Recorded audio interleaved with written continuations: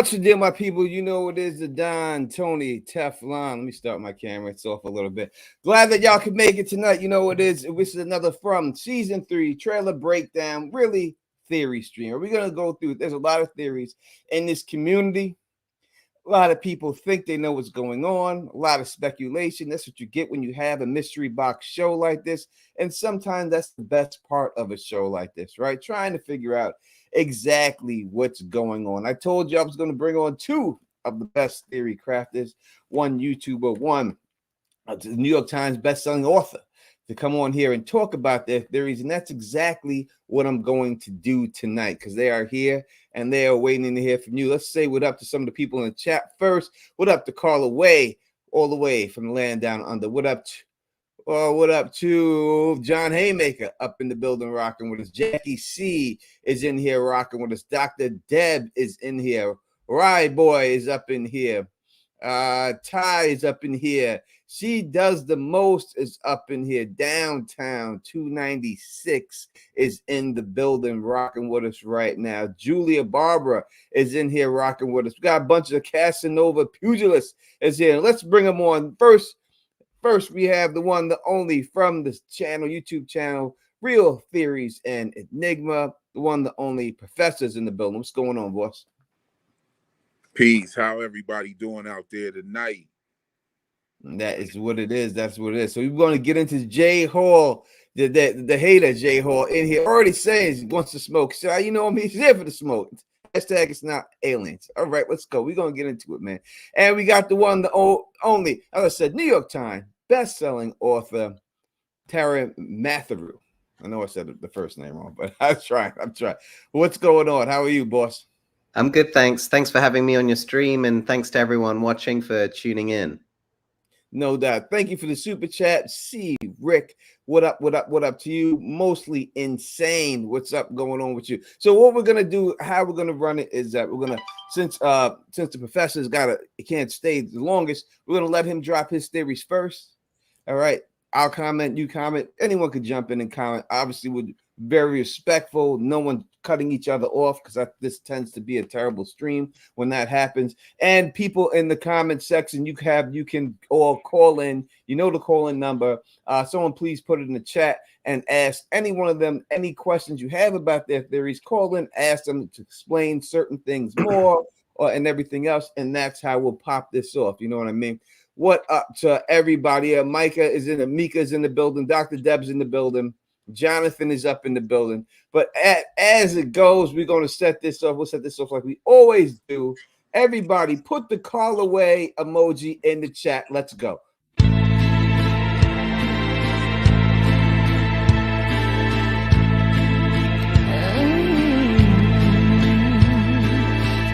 I was just a little girl, I asked my mother, what will I be? Will I be pretty? Will I be rich? Here's what she said to me. Que sera, sera. Whatever will be, will be. The future's not ours to see. Que sera, sera.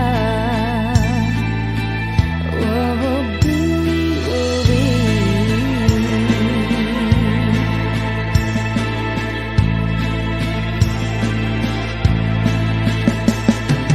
Now I have children of my own. They ask their mother, what will I be? Will I be pretty? Will I be rich? I tell them tenderly. Que sera, sera. Whatever will be, will be. The future's not ours to see. Que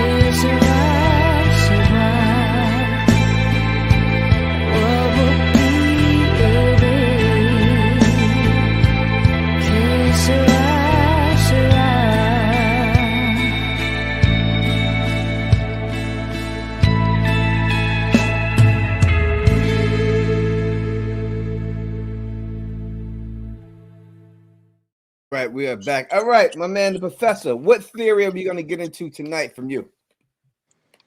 Okay, so yo, for real, I just want to start off by saying this right here. This is definitely the GOAT stream for From right now. Like, you got the GOATs up here for From right now. You got Tony Teflon, you got Taryn Matheru and Real Enigmas and Theories. This is gonna be a dope stream. So pretty much the premise of my theory is that From has to do with historical events in American history, like that happened on American soil and the connecting soils of America. And I think the first real clue that we get is in the title screen where it shows the tattered American flag right there. I also think that the callbacks to Native American history is directly in the show, all the way down to the actual filming location, which is the home of the Micmac tribe, which is significant in American history as well. Um, Even when you look at certain aspects of the show itself and the rules of the show, it definitely plays like a game that has rules to it. And it also mirrors what a dark part of American history called the sundown towns, where you were not allowed to come outside or you would be murdered.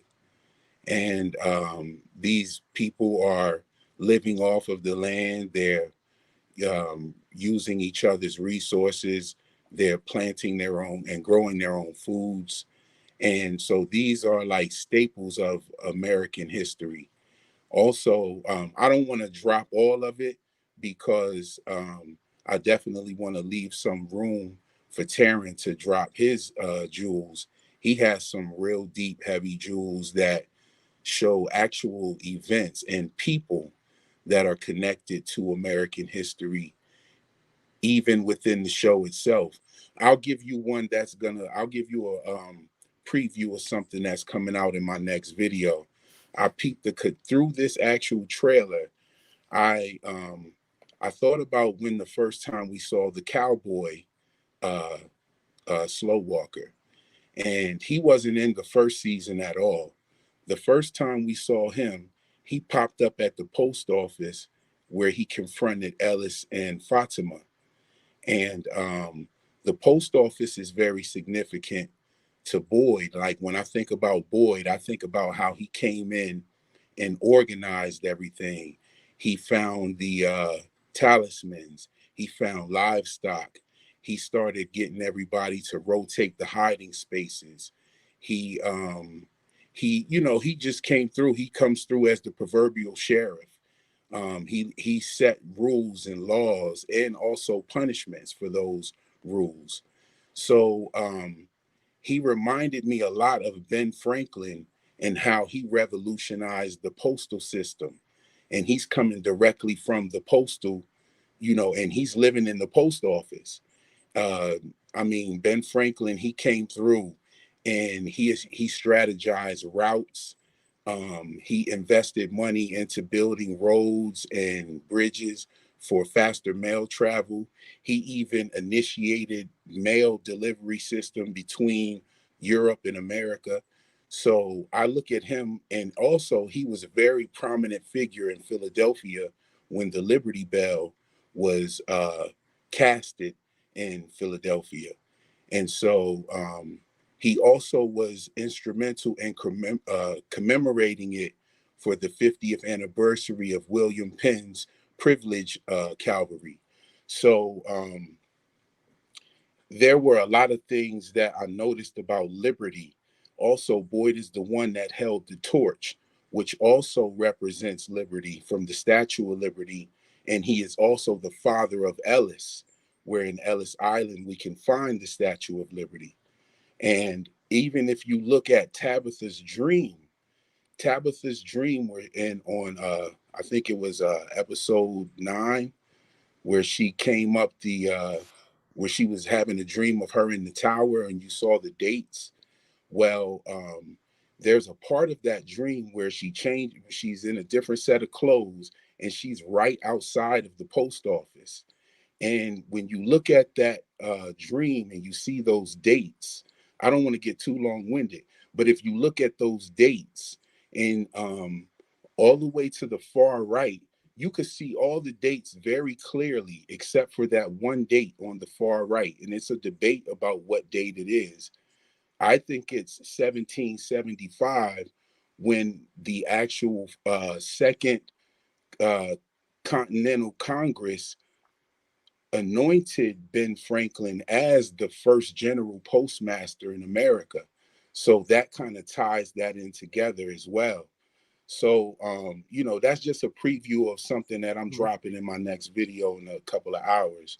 But All yeah, right. so I just want to drop the mic right here and All right. let you take it away for a All second. right. So real quick, people answer this question from Rebel Eric. He says, "Is this simple as magic? Is that what you're saying?" We'll ask both of you.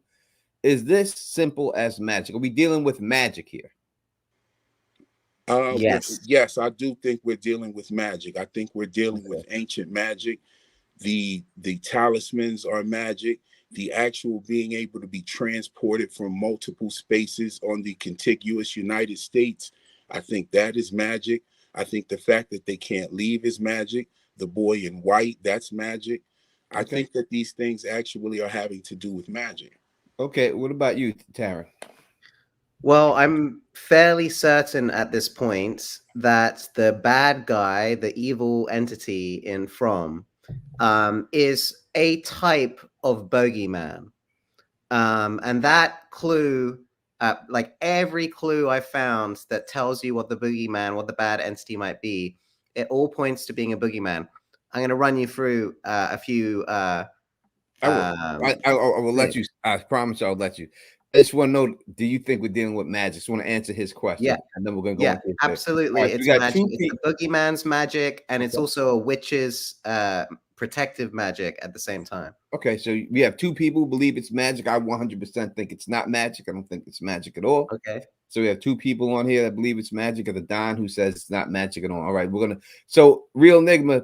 So basically, your theory is I'm trying to understand. Like you're saying that, like what is going on here? I hear what you're saying. The postman and Ben Franklin.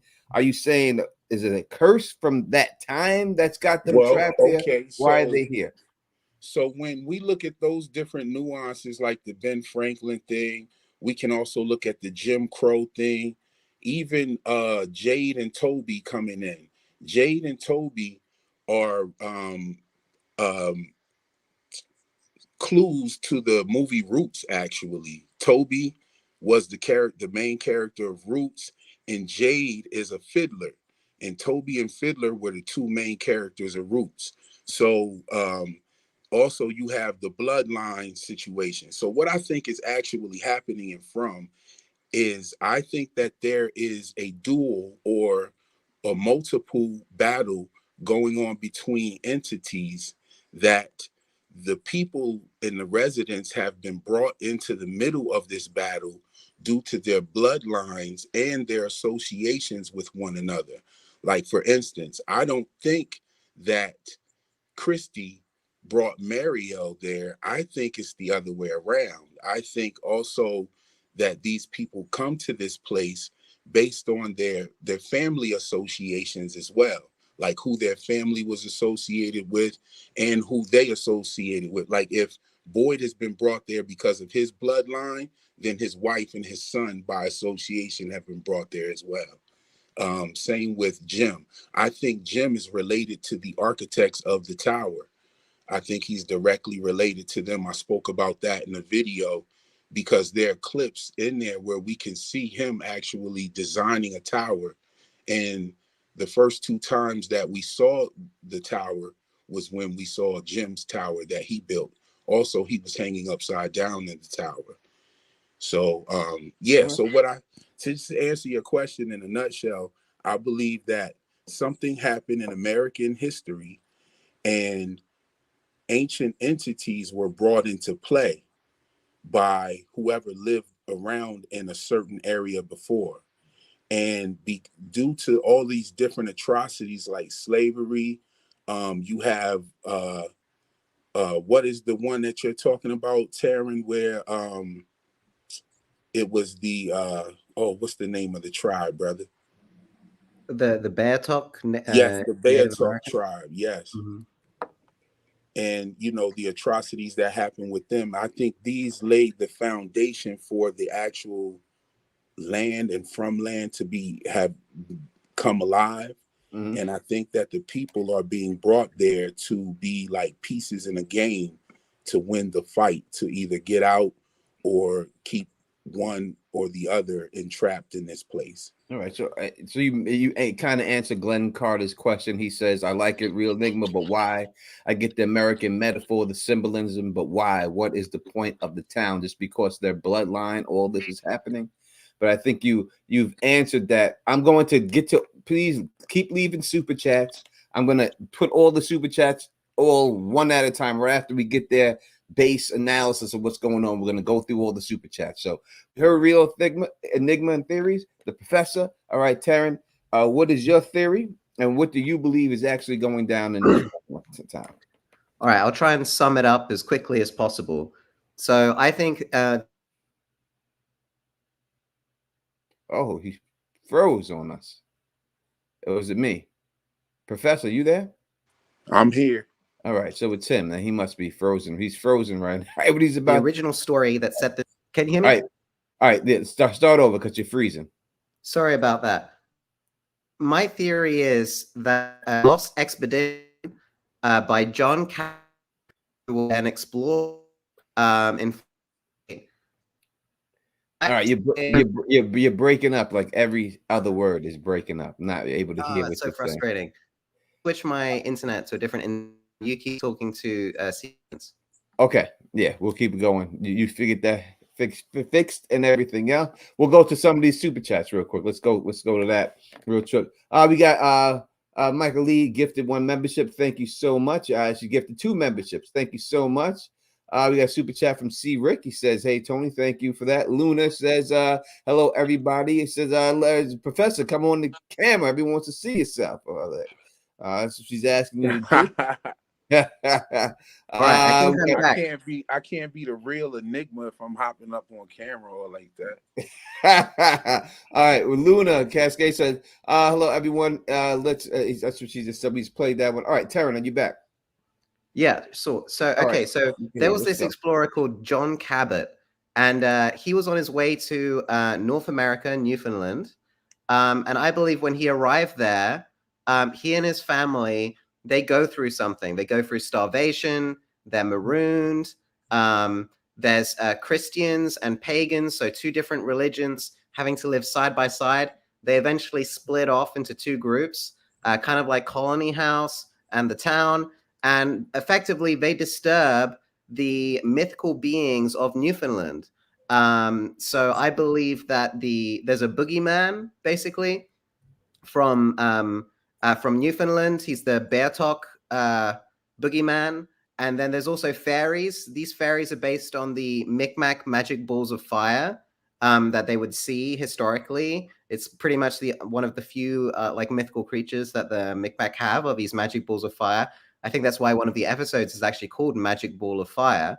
Mm-hmm. And then what happens is, over several Christmas and Lent religious celebrations from all the different people that come on this trip, the boogeyman and his fairies, they listen to the stories of the French boogeyman, the Scottish boogeyman, the French fairies, the Scottish fairies, and particularly Inuit mythology, actually. So they listen to these stories and they recreate it. So basically, I know, sorry, I'm explaining this terribly, but there is what's called a member of the cunning folk in among this group of marooned people. And she gets accused of being a witch. She goes through a witch's trial, which she survives, but several of her friends and family are accused and killed and burned after various tortures. And then eventually, the boogeyman and his fairies, they're angered, I think, because a tree is chopped down, a fairy tree, is chopped down for part of the Yule pagan Christmas celebration. And so to punish them, they start sort of haunting these marooned individuals. And it ends with the witch's son getting kidnapped by the boogeyman. And she basically she challenges the boogeyman to a game of cards and board games in exchange for the return of her son. And then in the middle of this game, or just before it starts, she springs her trap. Because she's a member of the cunning folk, she has this type of magic. It's called apotropaic magic, and it involves like an old shoe, a dried cat, a horse's skull, an iron kettle, and in particular a witch's bottle. And in the middle of this trap, she springs her trap and she sucks the boogeyman, the fairies, herself, and everyone else who's there as well into this bottle, and they get trapped in this curse. And from then on, the boogeyman recreates the events of the origin story by taking people from various timelines over time who are descended from the people who are on the original marooned island of Newfoundland origin story. And throughout the series, what we'll see is characters following certain archetypes. So you're going to get like lawmen and sheriffs. You're going to get entertainers, circus acts. You're going to get like rebels. You're even going to have the founding fathers on the show. I'm pretty sure George Washington, Aaron Burr, Ben Franklin will be on the show. You're also going to have a hoodoo root doctor called Tracy. I think her name is Tracy Dye. And she's a hoodoo practitioner. There's lots of references to hoodoo on the show. So in the 1860s timeline, I think we're going to see that as well. So we're going to go back in time, different sets of historical figures representing these archetypes. And eventually we'll get back to the original timeline. It'll tell the story of John Cabot's marooned people, this witch's trial, the battle between an accused witch and a boogeyman and his fairies. And then it creates this curse. And I can even tell you where I think the curse is located. I think the curse is located underneath Cape Race Lighthouse, which received radio signals until 1965. So I think the fairies are imitating characters from sitcoms, in black and white sitcoms, up until 1965. When the lighthouse stopped receiving radio signals in 1965, they didn't know what normal people looked like. So they're imitating these characters they saw on TV. That's why they look like they're from the 1960s in their dress, and why they always seem to be in shades of gray. And they're like stereotypical characters from sitcoms like Milkman and stuff. So I believe that they are actually the fairies imitating normal people, as Newfoundland fairies do in Newfoundland fairy mythology. And there's a lot more to it than that. Like every person is a tarot card representing a tarot card. The surroundings are part of a board game called Game of Goose. It's a really complicated mythology. I have no idea how they're going to explain it all to everyone, because even I struggle to explain it and understand it. But that is my understanding of the show. That being said, exactly what I'm Yo, saying. can I tap in real quick and say something about what he said about the monsters and TV shows? 1 second, you can in a second. And let me just do the follow up real quick, and then you can come in. Okay. So what I'm saying is that, as you said, it's a complicated theory to even say, and you don't even know how they're going to pull that off on the show. Do you? So do you believe that this theory is just too convoluted for a television show like that? You know what I mean? Like, do you think the writers would actually put that together if it's that complicated that you're saying that it's hard to explain for the show? I think it will be an entire season. I think it'll be season 6, and it will be one big flashback to the origin story. I know that sounds crazy. It's not a choice I would make, but I think that based on my reading of the show, there's so many events that seem to take place in this origin story based on my reading that they're going to need an entire season dedicated to it. I don't know whether they're going to have someone somehow time travel from the main cast to this timeline somehow and witness it firsthand and be a part of the origin story. I doubt that substantially. So I think it will probably be a series of flashbacks as told probably by Donna, because Donna seems to be possessed by the witch at this stage of the show, in my opinion. So it may be that she regains her memories and tells her story in sort of fragments of flashback, just like in Lost, how they have the man in black and Jacob, and they have all these scenes of them and the mother. It may be that rather than having like one full season, they'll scatter like loads and loads of flashbacks through. I don't know how they're going to pull it off, but that's my view based on my reading of the clues. And you're saying that you think that in the end, the thing that is holding them here is a curse by a witch. Yeah, it's sort of like a witch trying to trap a boogeyman in a bottle, kind of like a genie trapped in a bottle. She's trying to trap it, but something goes wrong when she springs her trap, and they all get pulled in. It's like a giant vortex, sucks in all the fairies, all the boogeyman, all the characters, and then the only way of escaping is playing this game. Like the boogeyman controls the world inside the witch's bottle. That's why there's so many bottles on the show and all these hints of bottles and Jade putting a bottle together. They're inside a witch's bottle, buried underneath Cape Race Lighthouse. That's what's going on. That's what I'm saying. This town is inside of a witch's bottle, buried underneath this lighthouse, and they're playing to get. That's what I wanted to get to, so people can understand exactly what you're saying. All right, Professor, you wanted to jump in real quick. Yeah, I wanted to talk about two things that he said about the slow walkers and their appearance. That is definitely feasible, being that they have all those old school TVs down in the tunnel. Also, I wanted to point out about the bottle. When Tabitha was having her dream, she accidentally kicked the bottle down the steps, which it didn't break. And she even asked, can somebody get that? And I believe that her dream where she's outside of the post office is her return to Frumlin. All right. So now, see, to me, when I see a Tabitha kicking the bottle down the steps, it's just a metaphor saying that she's going to have to go through the bottle tree in order to get to this tower.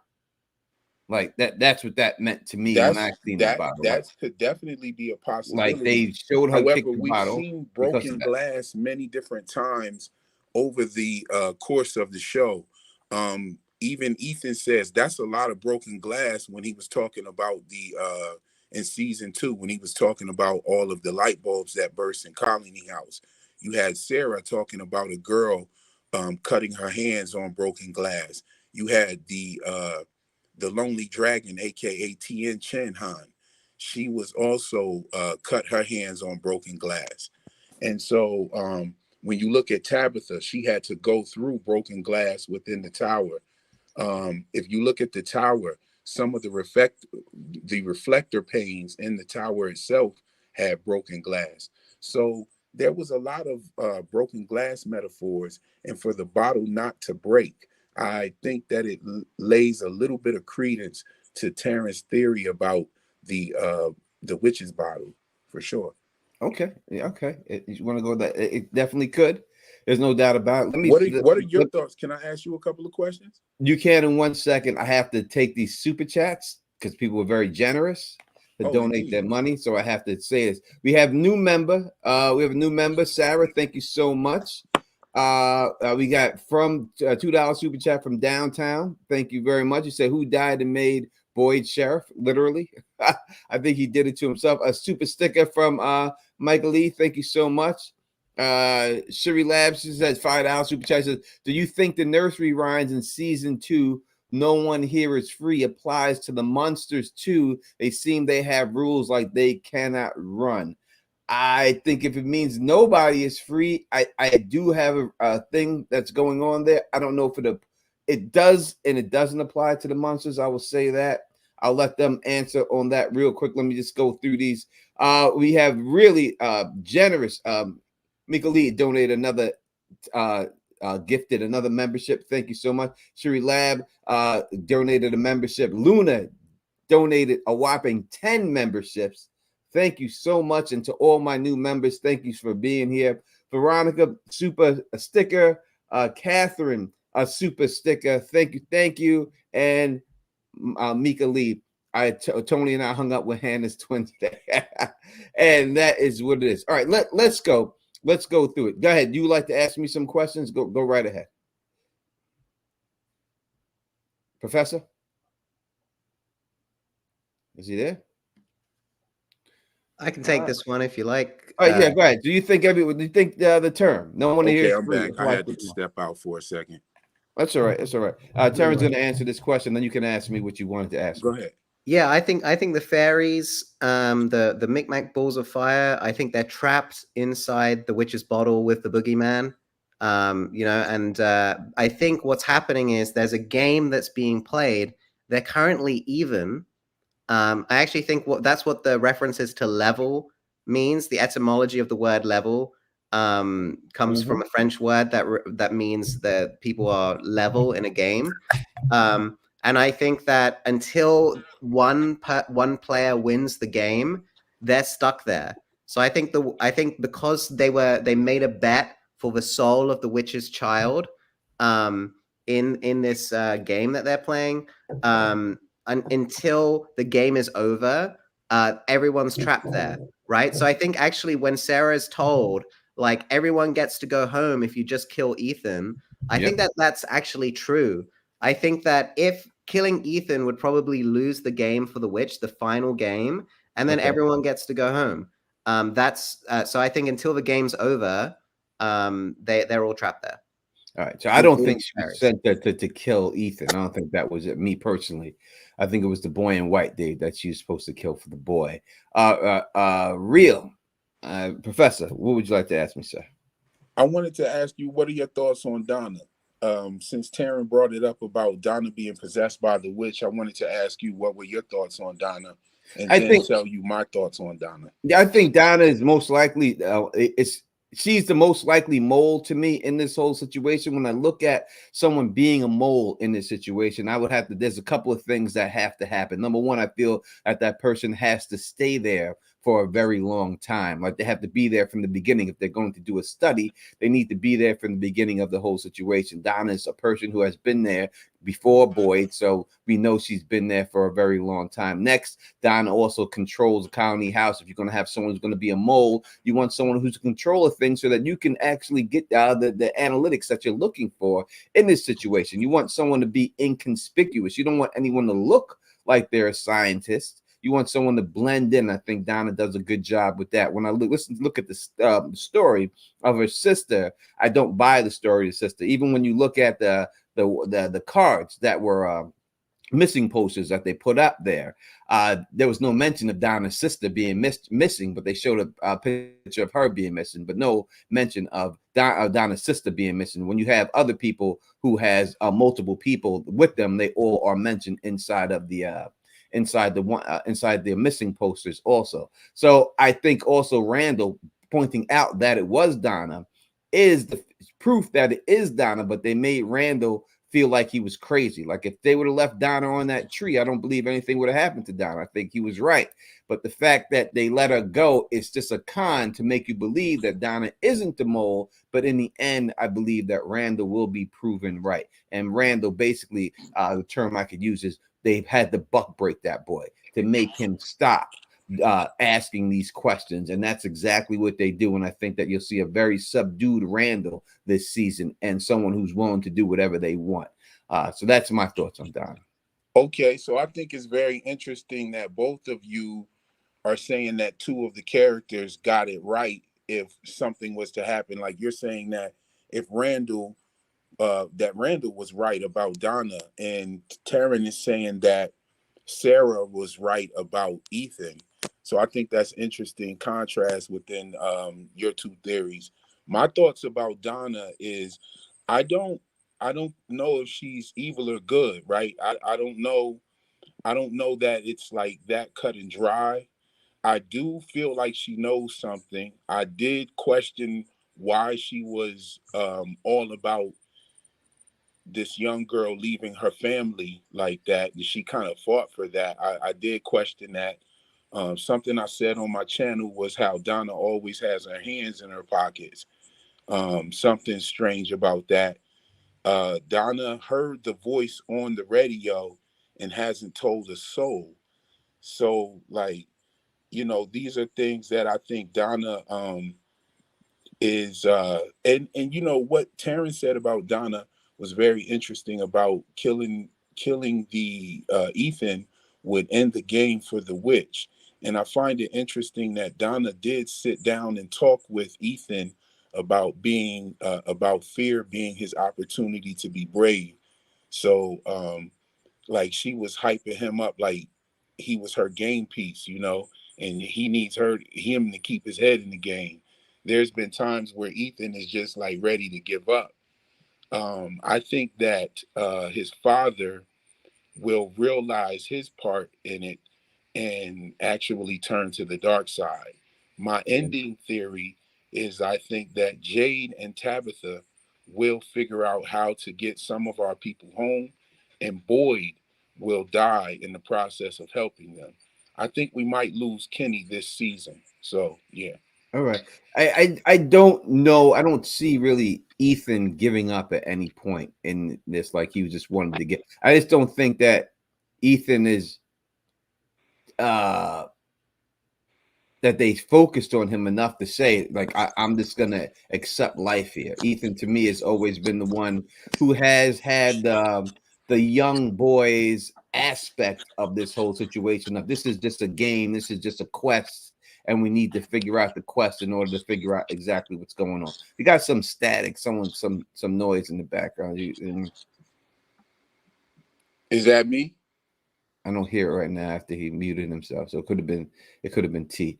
But yeah, so I don't know about Ethan actually giving up. I don't know. I think it is you because he's muted, so it's you. It was a little static going on there real quick. But yeah, I don't know if it's actually about Ethan giving up. I don't really see it that way. All right, so I've given you y'all theory. My theory is a little bit more simple. It's not as complex as y'all's, but it is my theory, and I stick with it. I do believe that we are dealing here with alien technology. I don't believe that there's any drop of magic in this whole thing. I think it's made to believe you. It's made to make you think that it's magic, just to fool you. I don't believe the faraway trees are magical portals. I believe that they're a teleportation device that have a glamour on them to make them look like trees, so that they fit inside this whole situation. When dealing with the whole situation of magic and everything else, that's why it just doesn't jive to me. Again, I could just go right to the what it's described as, and when you hear it described, it's described as a sci-fi horror show. So for me, that just means that it's science fiction. We're dealing with some type of technology, and I believe it's alien technology. I believe the faraway tree that you see laying down there and how they're getting all around is wormhole technology. They have discovered how to use wormholes and to pull people in from all different places, and that is how people are all getting around here. I think the person that was talking to Sarah is not the same people that are holding them hostage. I think there's two sets of people being held hostage here. We have Sarah, Boyd, and all the human beings that we know there, and there's another group of people who are being held hostage, and the other group of people being held hostage are the ones that are communicating with Sarah, that told Sarah to kill the boy. I believe that those people most likely are aliens that have been captured by human beings and are being experimented on using their DNA, and these human beings that could be living, it could be in the future where they are fourth dimensional beings, that they're using their alien DNA to experiment on the human beings back in the day, because they can't do it in their time, because obviously then they will get caught and they can't do that. So that's why they're going back into time and doing these experiments on them. So that's the gist of it. I'll give more details and more hints and everything else, but that's what I believe is actually going on in here. It's not as elaborate as you guys, I'm sorry, but that's what I believe is actually happening here in this show. May I ask what like clues are there that give you those notions?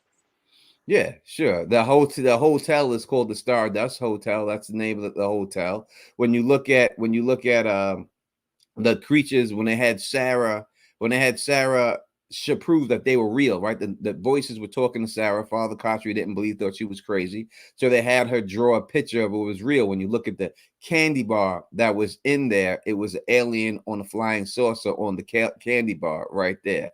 When you go inside of the cave, and you see the stickers that are on side of the cave, in the stickers on the suitcase, and one is for the World Fair. At the time, the exact date of that World Fair, when you look at it, that World Fair was especially made for future technology and alien technology, and that was what the whole World Fair of that year was based around. If you look at the dates that were inside the tower, the tabs that was tying up, if you look up every date and put the date in there and put UFO encounter, you can see that every single one of those dates, in some point in history, someone said that they seen some type of flying object in the sky. That's just a couple, and there's many more than that. And we have a first phone call. Let's take this phone call real quick. What's going on? Call from Quentin. To accept, press 1. What's going on, Quentin? You're rocking with the Don Tony Teflon, the Professor Taryn Matthew.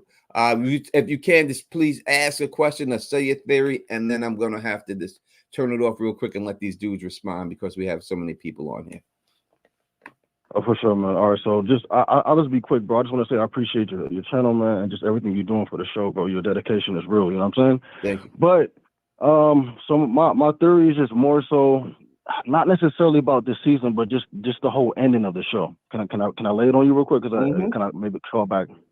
All right, so this is my thing. So we know that this show has the same producers of Lost, and for Lost, the whole thing was about an island, right? And the island was alive.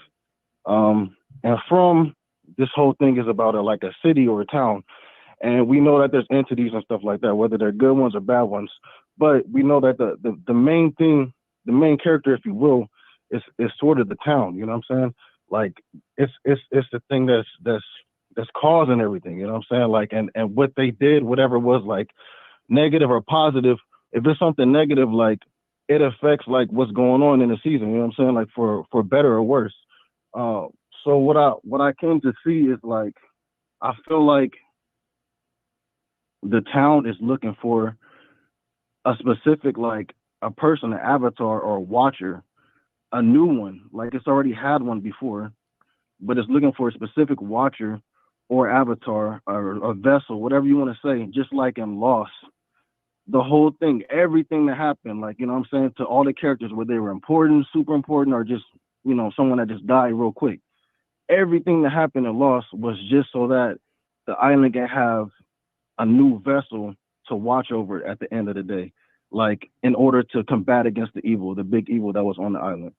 So I feel like it's the same thing in From, like there is some type of big bad beyond just these slow walkers and everything like that. There's a big bad, and then there's a big good, and maybe at this point the good can't fight no more, so it's looking for a new person, and whether that's going to be Boyd, whether that's going to be the other young kid that can see the little boy in white, you know what I'm saying, whether it's going to be one of them. I feel like the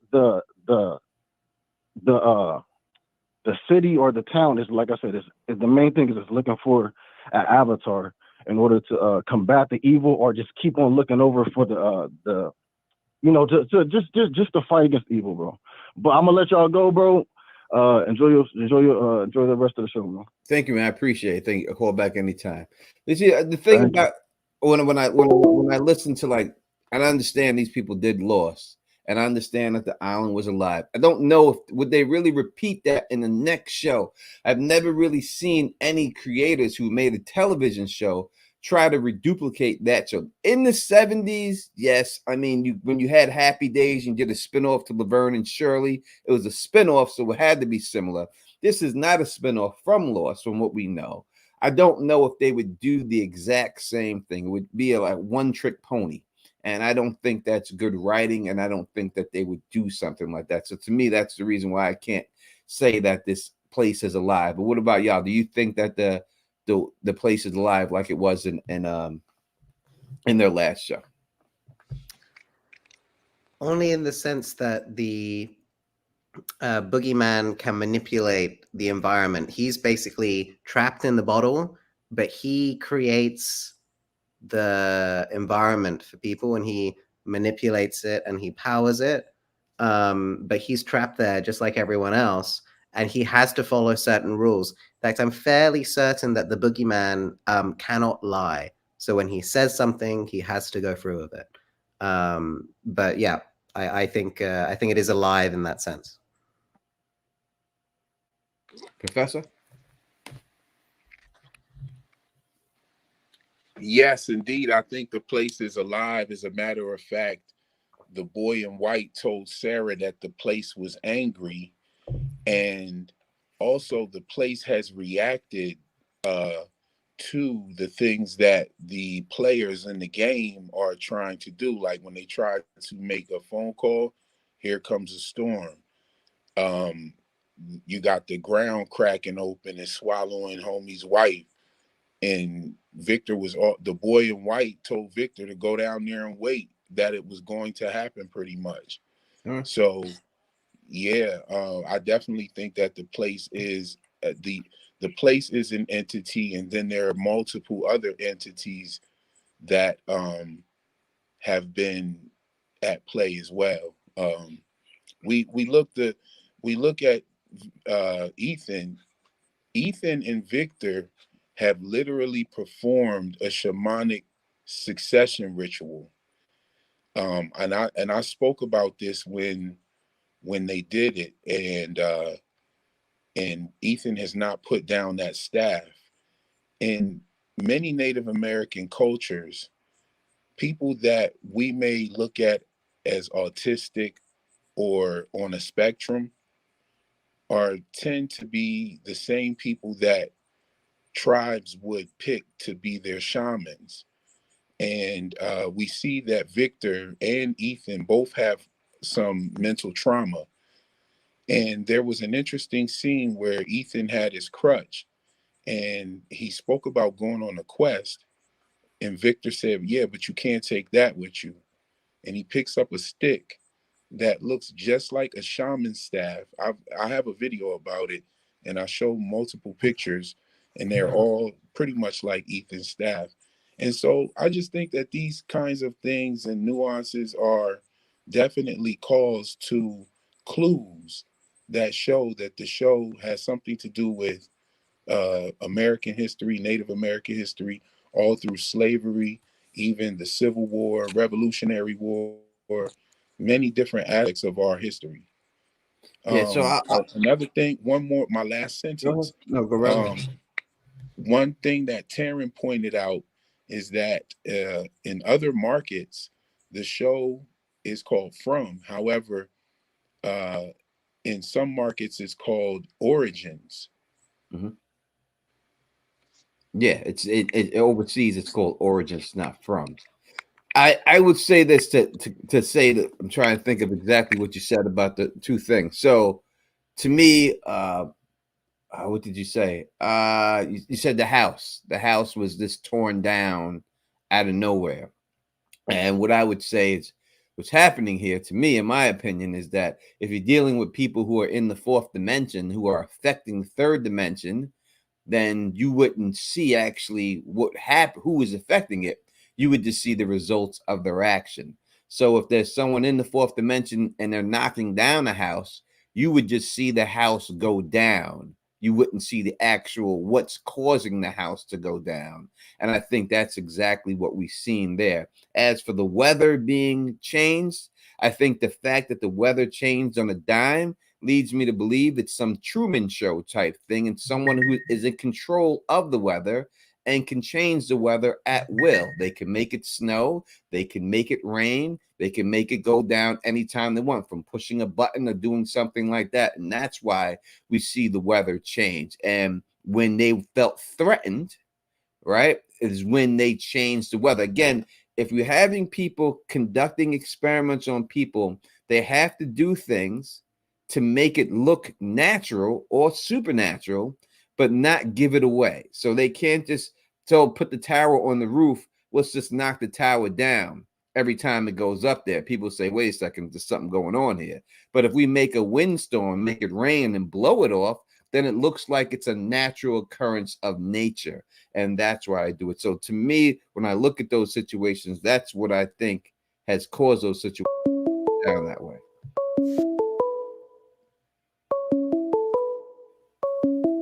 All right, I'll take this call then. Call from Rebel Eric. To accept, press What's going on? You're rocking with the Don Tony Teflon, Real Enigma and Theories, Taryn and Matheru. Please, if you have a question, just say the question and all that. I can't go into conversations with y'all. I have two guests here today, but definitely want to hear from you. So let me know what's going on, man. Hey, TD, you never watched Lost though, right? No, I've only watched a couple episodes of Lost. I'm not a Lost aficionado. Phyllis. I would say this. I think all of y'all got good points. I think it's probably a little bit of all of y'all's theories, to be completely honest. But I also think that the people who made Lost and stuff, if they got something to do with it, you can't overlook that. But I also think like TD, your theory, you say is way more simpler, but that could be the reason why they don't want the show to be like that. They want to have some type of nuances into it to try to figure out things, just like how Lost was. But you ain't never really watched Lost. You know what I'm saying? But Lost also had it was almost like a game in Lost as well, where it was the good versus the evil, and then they had the flashback to kind of show you how everything started and how the island came to be and stuff like that. So I think it's probably a little bit of that. I think your theory might be too simple, and I think their theory is a lot going on. So it's probably going to meet somewhere in the middle. So when I say what I'll say to you is this: I haven't watched Lost. I haven't watched the whole thing, but I do know that it was the ending that people thought it was terrible. The majority of people thought it was terrible. It was so bad that when Harold signed up for the show, he needed them to show him the direction of the show, where it was going, and how it was going to end before he signed up to do it. So all that stuff that they did on there really did not do very good. People did not like it. So for that reason, I don't think they would repeat that whole situation because it didn't work out for them the first time. But that could also mean of everybody that Lost the ending, which I didn't really like the ending either, they could do a better Lost. They can make it better. You see, so your theory could be true, but it also can be a right reason and a reason why they, if they failed Lost the ending, okay, let's do another show kind of like Lost and let's do it better. You know what I'm saying? Because I think your theory is great, as your theory is good too, but it could be your theory is just too simple. You know what I'm saying? It's almost boring simple. Mm-hmm. Like, okay, aliens, kidnapping people, experimenting, you know what I'm saying? But when I watch a lot of shows and sci-fi shows, it'd be a lot of stuff going on. It's you got to figure it out, like the 3-body problem and stuff. I'm into more stuff like that. Your theory is like way simple. You know what I mean? But I'm saying it's a simple theory, but you're enjoying the show, right? I mean, I like the show. The reason why I like the show is because I like this part of it. As soon as I watch the show, I go on the internet. I'm trying to figure out stuff. I'm watching reviews. I'm watching your stuff. You know what I'm saying? Mm-hmm. That's why I really like the stuff. You know what I'm saying? If the show is good, I like a lot of stuff. You know what I'm saying? I like the Lost, the ending sucks, but I just kept it moving. I don't really I just like this stuff. I like the conversations and trying to figure it out. No doubt about it. All right. Well, listen, I appreciate your call. Appreciate everything you have to say, and we're gonna keep it moving, but definitely call back. All right. So. All right. One. Listen, I understand, and I'm saying when I hear my theory up against these massive theories that we have right next to me, I 100% can understand anyone saying, Tony Teflon, your theory is simple. Not a lot of people thought of it. Not a lot of people seen it before I started spitting it, so it really ain't that simple. It's simple in nature. And I think that's the way Hollywood writes, me personally. So, but again, I could be wrong. I'm not telling you that I'm right. I could be wrong. Any one of us could be wrong. Any one of us can be right, and that's what makes it all great and everything else. All right, so let me look at some of these super chats before we keep going on into these things, because I won't want to miss anyone who sent us, especially money. Right here, Cheryl Lab says, "Why do you think in season 2 the monsters left Randall alone in the bus? We see them continue to torment people with amulets, but they let him be." Anyone want to take that? Yeah. So I think that the different players in this game, and I believe there's 4 players. There's the witch, the boogeyman, her son, and what I believe to be her son's sort of evil twin. So when Boyd talks about, when you cut a worm in half, it becomes 2 worms. So I think her son actually gets split in 2, and the boy in white is sort of like the evil side of her son. But anyway, I believe that each of the players, they score via the emotions of the people in the town, and it's collected in the 4 humors. So yellow bile, black bile, phlegm, and blood. That's why there's blood inside the music box when it gets smashed and trampled. You can see blood in there. That's where the pain, blood, I believe, is pain. I think yellow bile is fear, and I think that the positive emotions that Donna is trying to get are hope and joy. That's why she just wants everyone to keep having fun in Colony House and pretend none of the bad stuff's happening, because how she scores is fear, is hope and joy. And I believe that her good son, who's her teammate, I think it's 2 teams, 4 players, he scores via courage.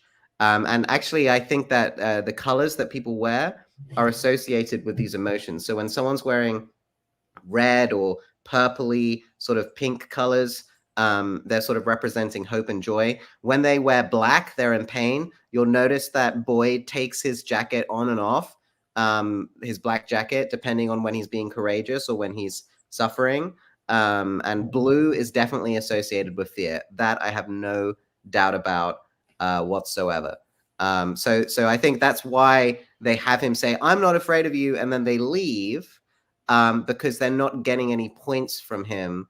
They're not gathering any fear from him. And that's also why they scare people and they torture them to death, because pain and fear are how they score. So sorry, that's a long-winded answer. But No, it's fine. Let me answer this. Take this call. Call from. We got it fixed and everything. To accept, press 1. To send a voicemail, press 2. I don't know what was going on there. Someone was talking about bacon and eggs and shit. I had to hang up the phone. I don't know. That was a little crazy. Call back. Get it right on this thing, man. Yo, yeah, go I ahead. wanted to chime in on what the caller before has said as well, about some of our theories like actually merging together and being true. And the way that I can see that happening is, right, if it is technology and the reason why they're doing it is because of the ancient stuff and the things that have happened. You see what I'm saying?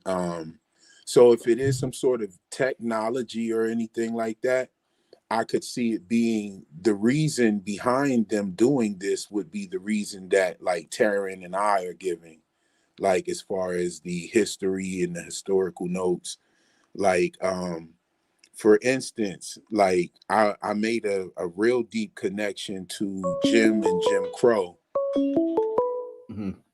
Go ahead and take that caller. All right, let's see if we get him back. Call from. To accept, press 1. If people, you're gonna call and you're not gonna say who you are, say your name and nothing like that, we're not going to accept your call, man. So it's just not gonna go. It's not. Next time you call back, if you don't get it right, I'm just gonna block your number. You ain't gonna be able to call back again. All right. So let's try to get it right. I'd like to hear from you, but not if you just on some bullshit. All right. Keep going. Professor. Right. So, I just feel like there are different things that definitely, like the Native American influence is definitely there. I mean, the Native American influence as far as the grandmother spider deity, and then you had the spiders. You had Fatima's gift from Donna was a dream catcher. We've seen the spider webs. We've seen the grandmother spider deity was the originator of woven items.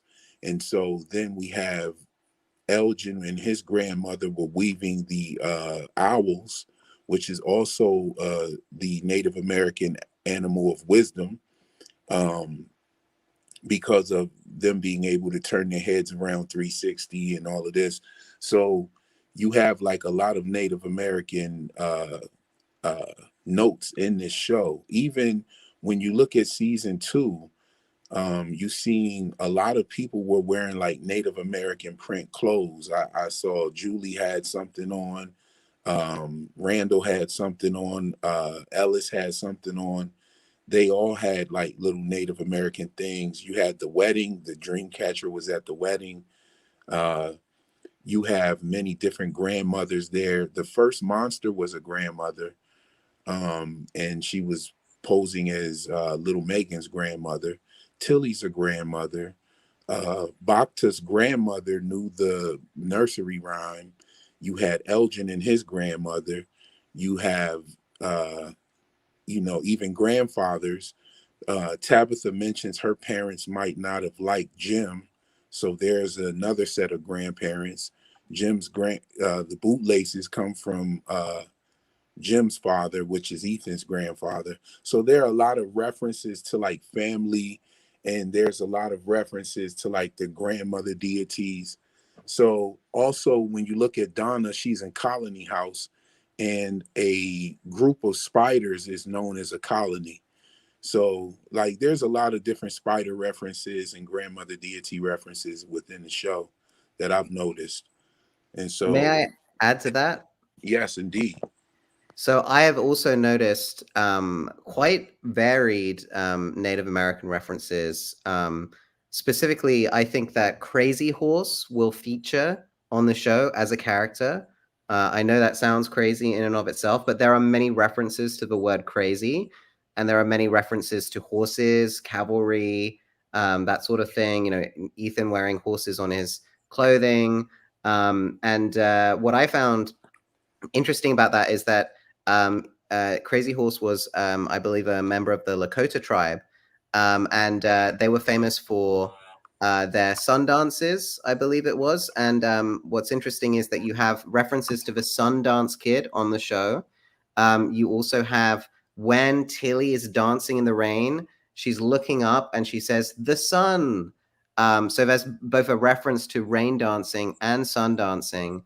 I'll Yes. also note that sweat is referenced quite a bit on the show. So Christy talks about how her sweat rubbed the paint off the rock. We have Tabitha sort of wiping sweat a few times. There's other references to sweat that I can't remember off the top of my head.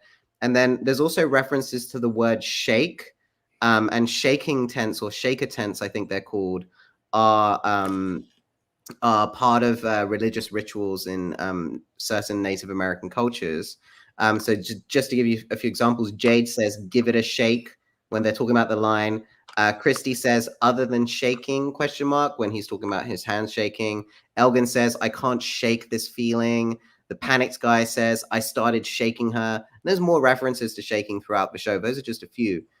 So I do believe that throughout, I think that the word Ankui is actually Ankui meaning shamans in the Inuit language. I no longer think it means the trees in Beothuk. So I actually believe that throughout the series, we're going to see witches or shamans or people who take on that role fighting the boogeyman and succeeding. So we're going to have Tracy Dye, the hoodoo root doctor, I've forgotten her name now, Lucy Dye, I think her name was. We're going to have potentially a Crazy Horse acting as a Heyoka clown shaman and using rituals to defeat the boogeyman. I think that we're going to see various shamans and witches in using their form of magic to fight the boogeyman. And I think season 3, if we see time travel to the 1860s, which considering several of the characters seem to be from the 1860s, and that's what we get referenced the most with the Civil War soldiers. I think we're quite likely going to see Crazy Horse and Tracy Dye or Lucy Dye or whatever her name is fighting against the boogeyman, and we'll almost certainly see OK Ito, the Japanese singing girl from Japan. All right, so I'm going to blend two of y'all theories together now, real quick. I'll blend two of y'all theories together because I'll do it right on the spot. This is how the Don does. But we're going to take a theory made by Reel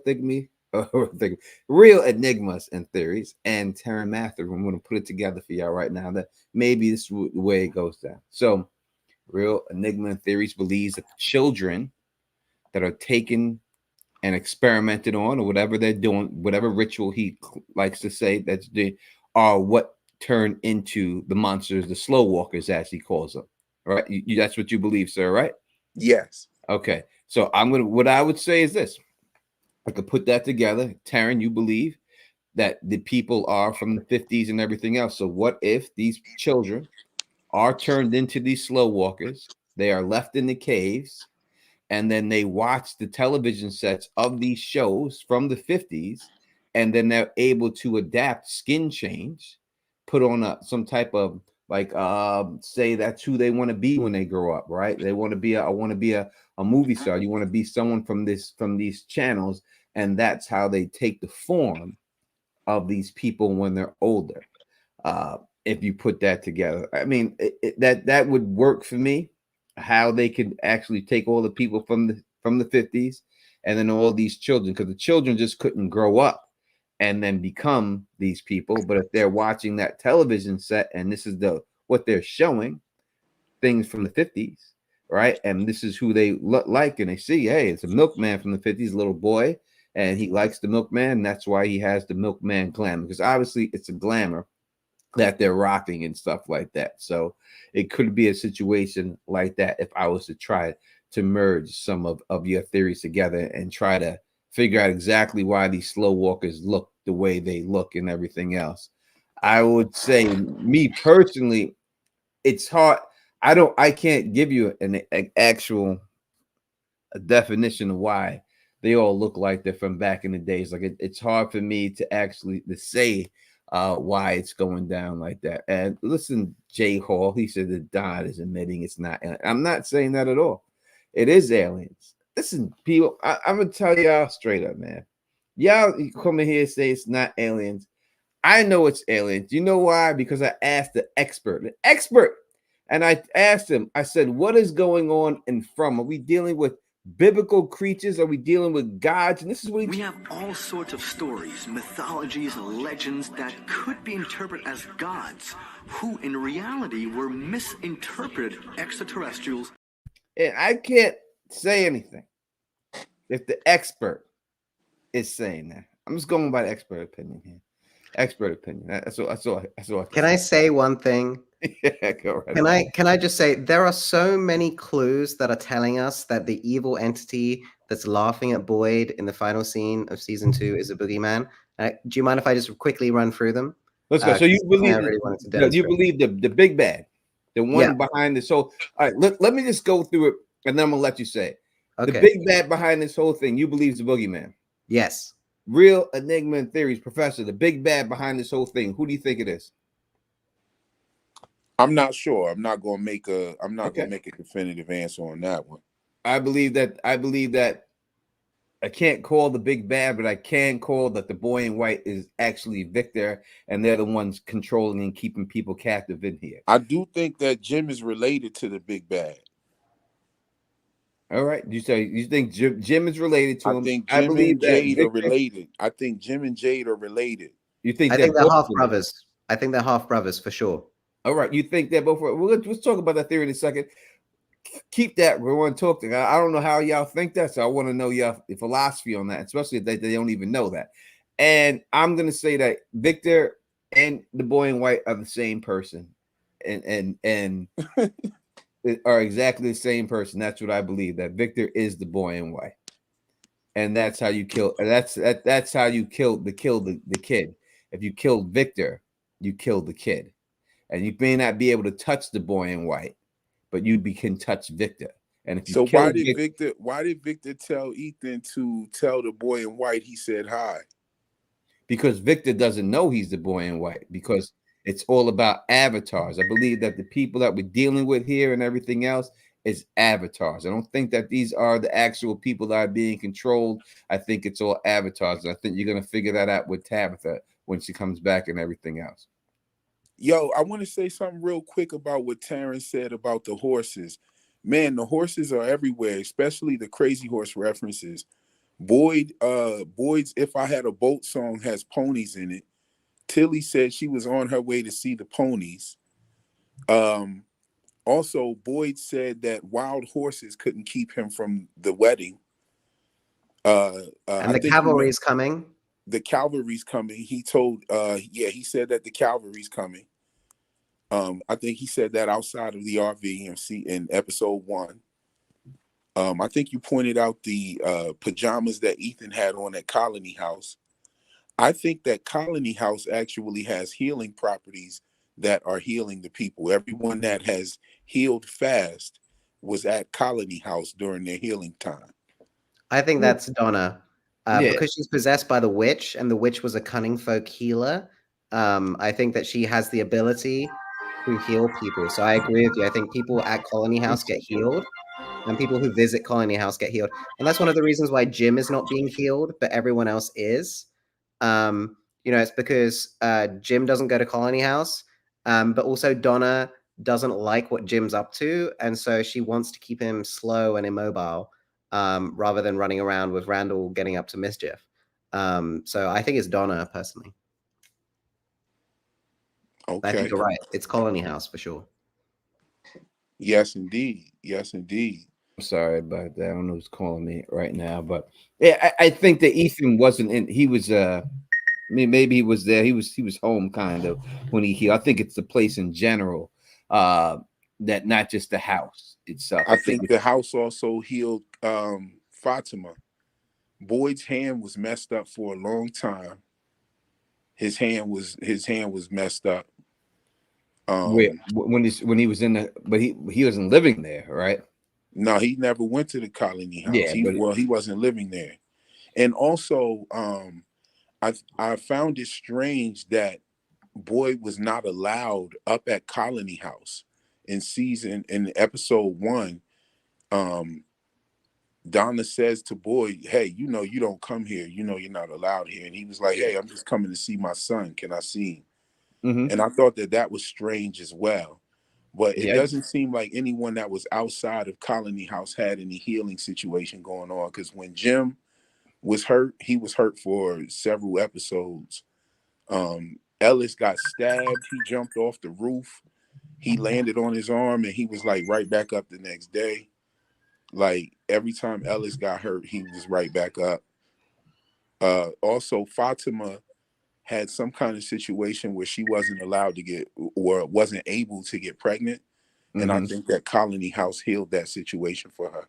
You think so? She's been there for what, a long time, getting fucked for a long time.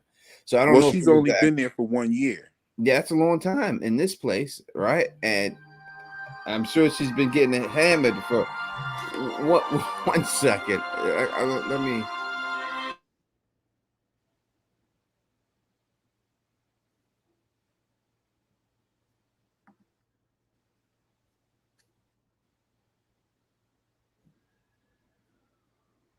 Yeah, so I just, Okay, keep talking real quick. I gotta deal with this situation. I don't know what's going on. Oh, go ahead, handle that.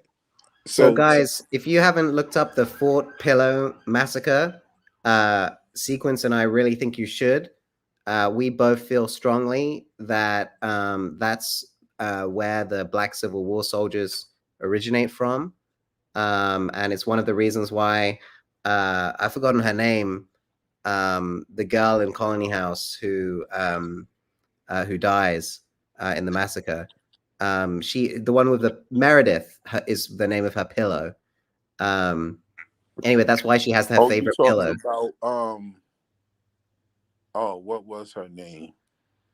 She was the one that said she would have rolled Jade like an alabaster dragon. That's it. Trudy. I also think that the Saline massacre with Cullen Baker will feature. I think that's why Saline is brought up on the show several times.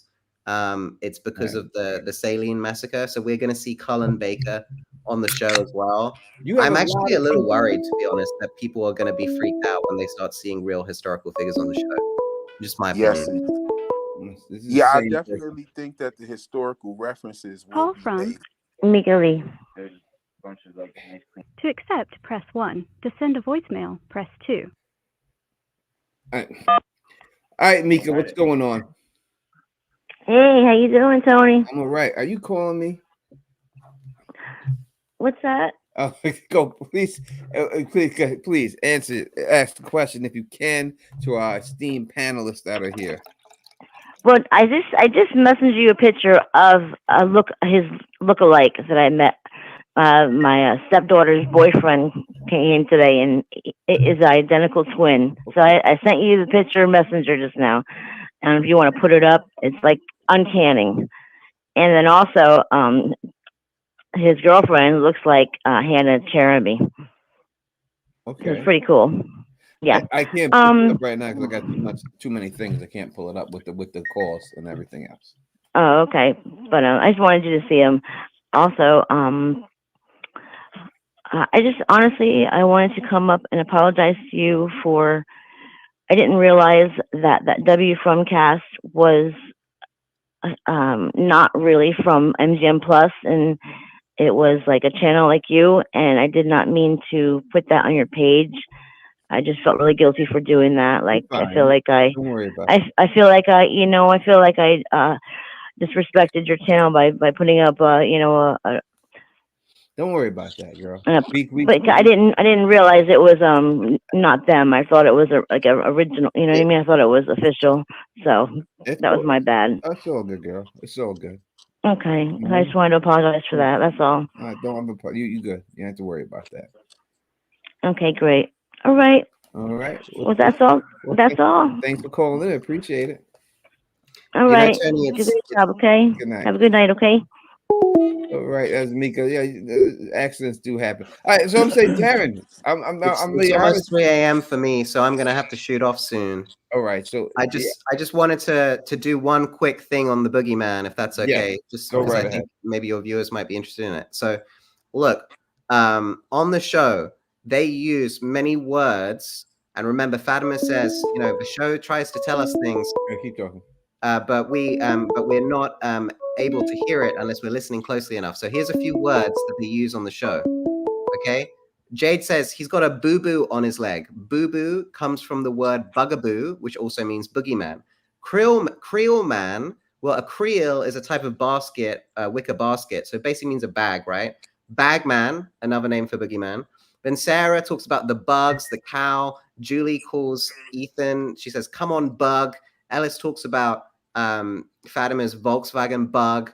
Ethan even describes boogeymen directly. He's like, there's pictures of boogeymen, scarecrows. What's interesting of having scarecrow and boogeyman back to back is that actually the origin of the word boogeyman comes from the word scarecrow. So it's basically saying boogeyman twice.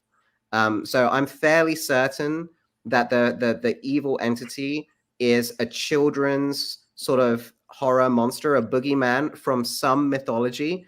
I believe it's Aikmudim, a Beartalk boogeyman that's very briefly mentioned by the last of the Beartalk before, unfortunately, they all died out from atrocities and terrible things. And I highly recommend reading up on the Beartalk because they're a fascinating people with a really rich history.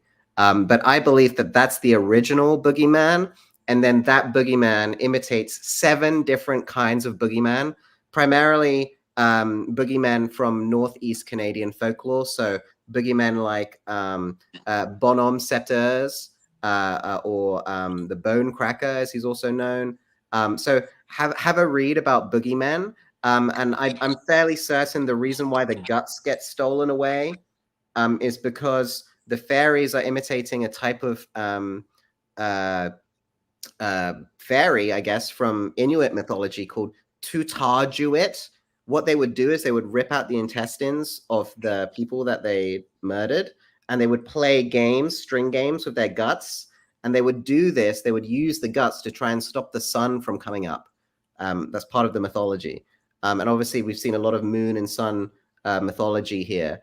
So I think that's where the guts go. I think they use it to play games with, and I think they maybe tie up Thomas, who I think is a changeling that Ethan needs to rescue in the story. But anyway, so that's just a little bit on Boogeyman that I thought people would be interested in terms of the etymology of certain words that they use on the show and how it's hinting that there is a boogeyman as the evil entity. Just my opinion. And I have to go soon too as well. And I want to drop something before I go. All right. That at the end of season 2, although we have many questions about the show, we still did get a very big reveal, which was the symbol that Jade had been looking at and obsessing over. And it was revealed to us that sign was actually that symbol.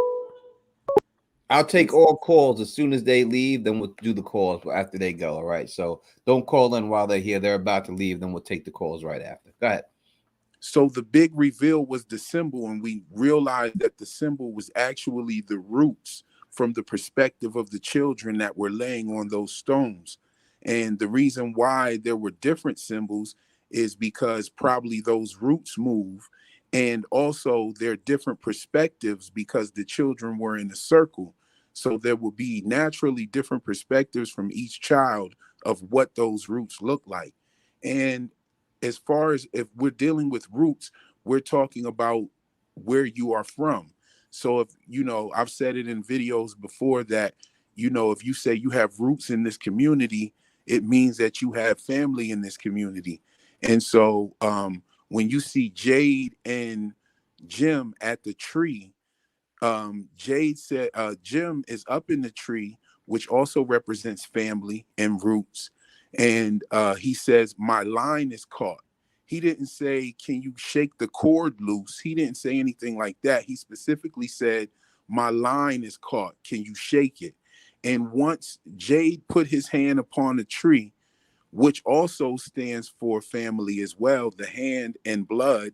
So, and it also symbolizes that Jade may have blood on his hands. So, and that could be from his family or his past roots. We know that he was an orphan that grew up in France. So there's many different nuances to that.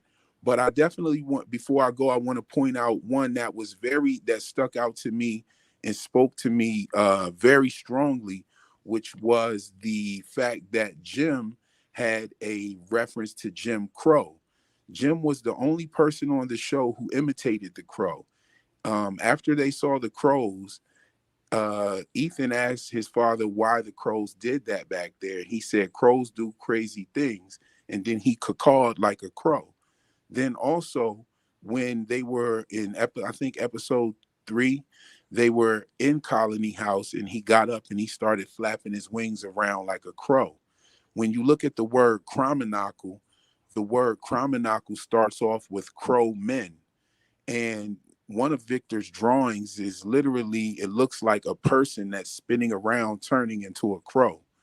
I pointed this out in a video.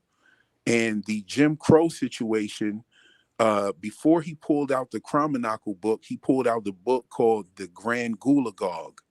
And that is a reference to a book called The Grand Gollywog here in reality, in our reality. And that was a book that was created during Jim Crow times. And it was a little black dog with red lips and big white eyes. And this was exactly what the book, The Grand Gulagog, that Jim pulled out. It was a black book and it had the white eyes on it. And it was definitely a reference, not only just in the look of the book, but the actual name, Gulagog and Gollywog, they pretty much sound just alike. And Jim was acting like a crow. Also, you have their son that passed away. His name was Thomas. And the literal person that created Jim Crow, his name was Thomas Dartmouth Rice. He was a minstrel show actor that dressed up like he did blackface, and he called himself Jim Crow. and he's who literally created the idea of Jim Crow, and his name was Thomas. And so, the story with the Cromanacle. Also, Tabitha, while they were dancing and playing with Ethan, she states that there will be two Cromanacles in the cave. So there will be two Cromanacles. I think that Jade and Tabitha are the Cromanacles, and Victor is Jade's lonely dragon because he gave Jade the access to he pretty much helped Jade solve the mystery of the book. And the Kenny's mother Kenny's mother is the lonely dragon to Jade because she gave Jade the book out of the cave of things that people didn't want. And Victor is the lonely dragon for Tabitha because he gave her the map to get to the bottle tree. And so I'll just land it there. All right. Listen, I think you both have very interesting and great theories. I appreciate you both, and I respect your opinion. I respect you both. You know, I talk to y'all both offline. Besides this and everything else, you both do great work. That's why I have you here and everything else. I will put the link, if anyone can put the link to Reel Enigma and Theories channel I'll have it in the description. Someone can put it in the chat. Please subscribe to his channel. Taryn Matheru is a New York Times best-selling author. Don't think he's hard to find, but definitely look up an Audible for his books and look him up on Amazon for all of his books and buy his books. I support people from this community so that they can keep doing what we're doing. We'll definitely have him back. I'm going to make a time term when it's the afternoon for you. All right, so that you could definitely say, but I truly appreciate you staying awake at 3 o'clock in the morning, man. I feel terrible, but no, you're welcome, man. I'd stay up to talk from anytime. That is what we will have them back, especially during the season. We'll definitely have them back on, and we'll talk about everything and more references because this is what it's all about. So again, let me thank you both for coming on. I don't want to keep y'all any longer. I know you told me earlier that you did have things to do. Again, thank you for coming. Thanks for having me. My session is literally walking in the door right now. I got to let them buzz them in real quick. And thanks for having me, Tony. Peace, Taryn, and peace, everybody out there. Come check out the channel, some of my theories. And see y'all next time. All right, there you go. Thanks, guys. Peace out. All right, there you go. That's both of them. Now you're rocking with the one, the only Don Tom. Now you can call in and stuff like that. So I do believe. Listen, a lot of theories are great. I can go with a little bit of their theories. I think obviously I'm not going to agree with everything. They're not going to agree with everything of mine, but I do believe that the crafting of the theory is amazing. Both of them, they do amazing jobs and everything else in it. But in the end, in my opinion, that's why it's my theory. I don't believe we're dealing. And listen, Lauren, my friend Lauren Corn, she believes that we're dealing with witches. I know a lot of y'all in there want to believe it's witches and changelings and everything else. There are a ton of Indian references in this, no doubt, even going back to, well, not just Indian references, but also other references when dealing with we'll call it the Jenga puzzle, right? The Inkwit or whatever it was called. That is there that the people used to use to mark food, right? That's what they used. They used to put those up and put them there and put food cascades underneath the ground and everything else like that and all that good stuff. So I've done a lot of good theories and definitely a lot of tie-ins to all these things and everything else. And definitely we'll have them back on again and have them on to rock with y'all and stuff like that. So yeah, I think it's great theories. I can't tell you whether it's real or not. Or it's gonna happen or it's not going to happen. No one can say that. We don't know. We didn't write the show. No one did. It's just coming up with things. But I think that a lot of their references are very good and everything else. And I would suggest that you go out there and listen to their channels. But when you deal with the Don, Tony Teflon, and everything else, and dealing with the Don, I'm telling you what it's going to be. And this is what it is. And when it happens, y'all see. In the end, all right, and AK-47 is in the chat right now. All right. I've been in the Song of Ice and Fire community for a very long time. Very long time. I've come up with so many theories, great theories. And most of my theories have come true, some of them not, but most of them have.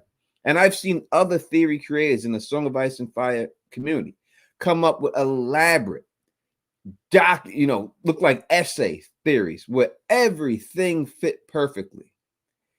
And when they confronted the author George R. R. Martin about it, he had no idea what they were talking about. No idea whatsoever. And everything fit perfectly. And the author of the book was like, huh? Right. So to me, when I deal with theory crafting or anything else like that, that's my sister right there. That's my sister showing me some love right there. Everyone give a shout out to my sister right there, my beautiful sister right there, showing me some love and everything else. I'll give a shout out to my sister real quick. All right. You know what I mean? When it comes to television shows, when it comes to writers in general, I'm going to say this is what it is. Keep it simple, stupid. You all know that line, right? The simple thing is usually what it is. And I know that sometimes that can be frustrating and everything else. But in my dealing with books or television shows, you go through them all.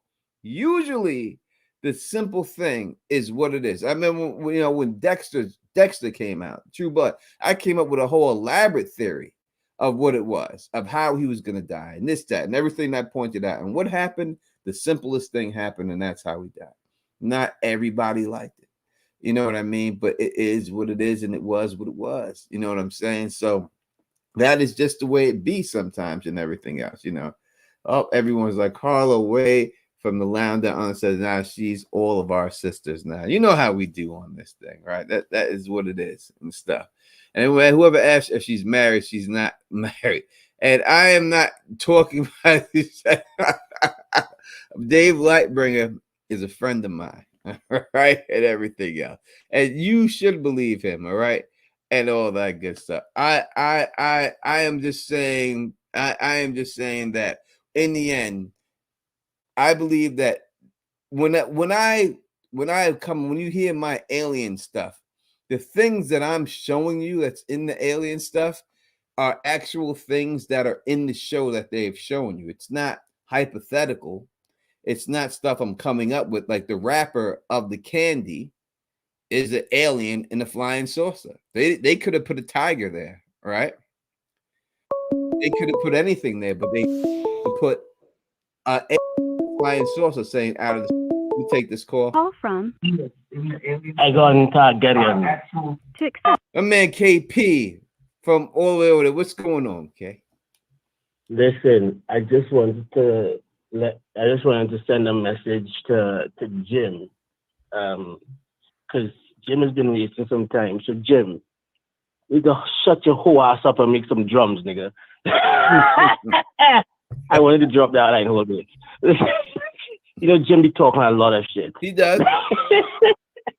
He does. Jim be talking a lot of nonsense. But listen, it was a nice show tonight. All right. It was unexpected on my part because you don't like to keep a schedule in the community tab where I could plan my life around your live streams. Perhaps because you don't want me to be at the live stream. Oh, KP, that's not true. If you have all notification clicks, you would get the alert on your phone. I don't have to. Well, I get them.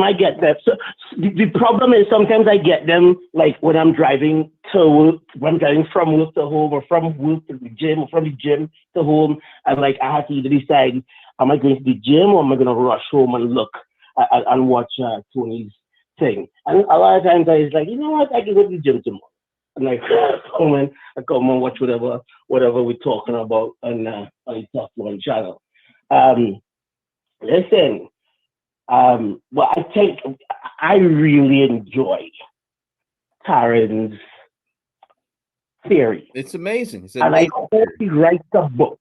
He writes a book that is along the lines of that, because that is a fucking amazing story.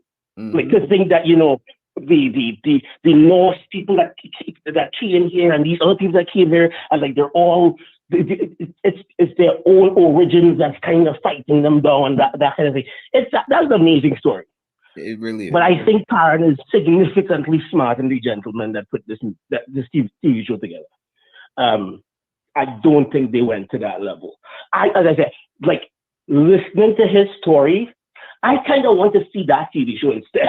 You know what I mean? Like, did you ever feel that way? Because it's so good, it's so well put together, and everything makes sense. And like, you know, and there are some like little things that there's some little flaps here and there that need to be ironed out. But like in general, just if he wrote, I'm sure if he wrote a 30-page treatment, a 30-page outline for that story, he'll get Penguin and Banter and all these guys running for at him, because it like his story is fucking great. And I hope nobody steals it. I hope he gets to write that story. But I don't think that story is this story. But what do you think? People asking, thinking that you're Jamaican in the chat and stuff. No, I'm Trinidad. We're from Trinidad and Tobago. Jamaican talk like this, you know. We don't talk Jamaican, understand? You know, I understand now a word, I'm not saying. But I talk a thing there, star. You know, see that when I speak, you can understand the words that's coming out my mouth. that is a little different. AK will tell you that. I mean, especially y'all go a country. When you go to the countryside of Jamaica, y'all go a country. That's probably the only place in the world right now that you can find a woman that's like, you know, a traditional woman.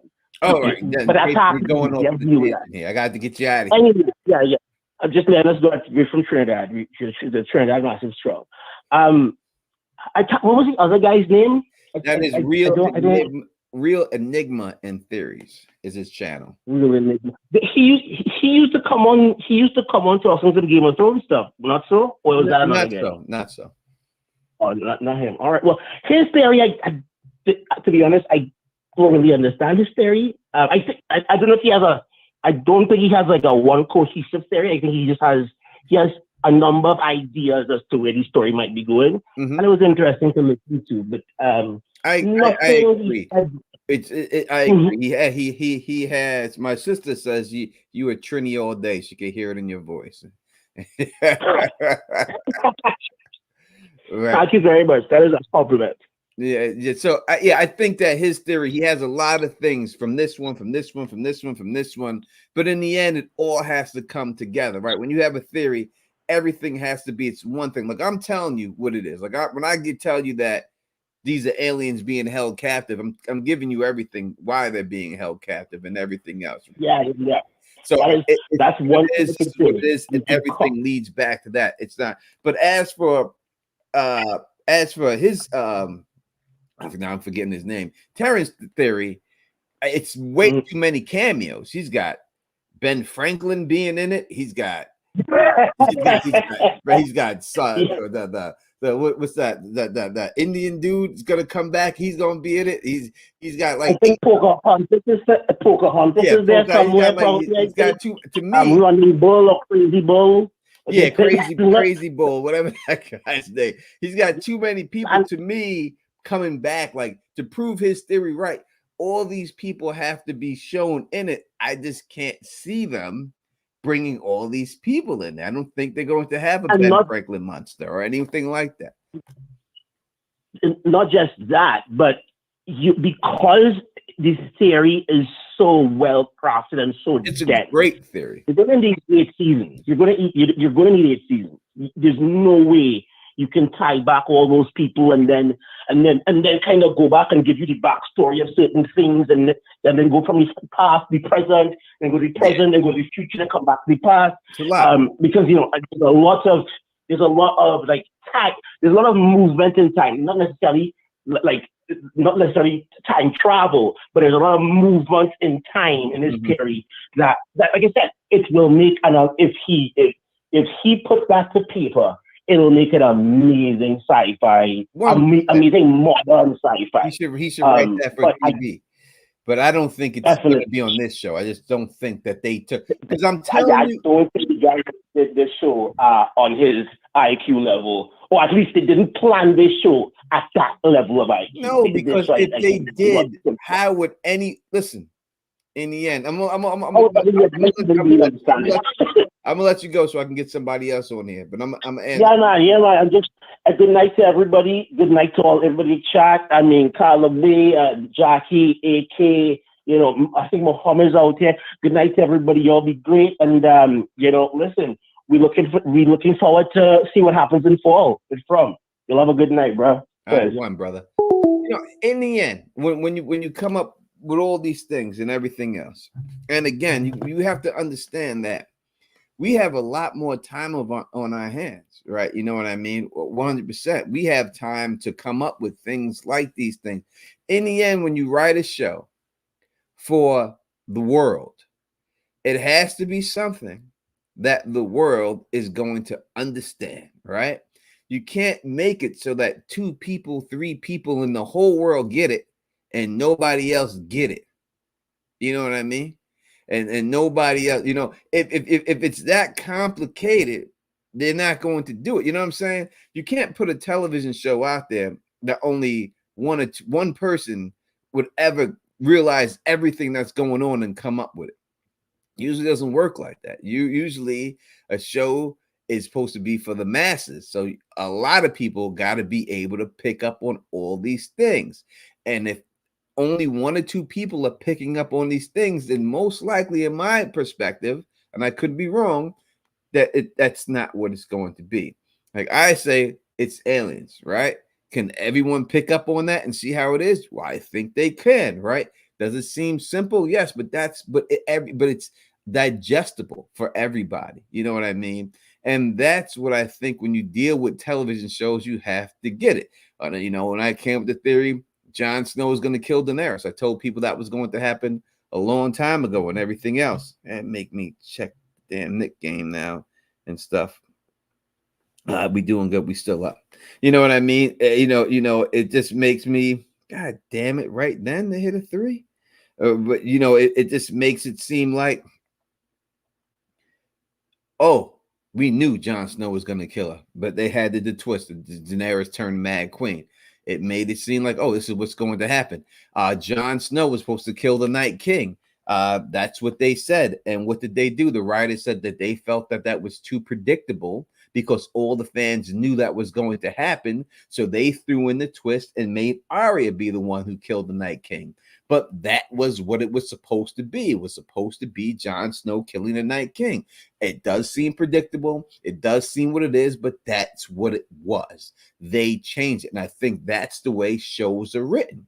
Better Call Saul. Better Saul goes to jail at the end. I told everyone, when this series ends, Saul's going to go to jail at the end. And I said that when they did the episode Waterworks. And I said, if you go to Waterworks on the Monopoly board, it's 2 exits from jail. It's right by jail. Waterworks, boom, next stop 2. That was episode 8. There was 10 episodes. So I said at the end of this, Saul is going to go to jail because everybody else, you already seen everything else happen to everybody in Breaking Down Bad. You seen the people die.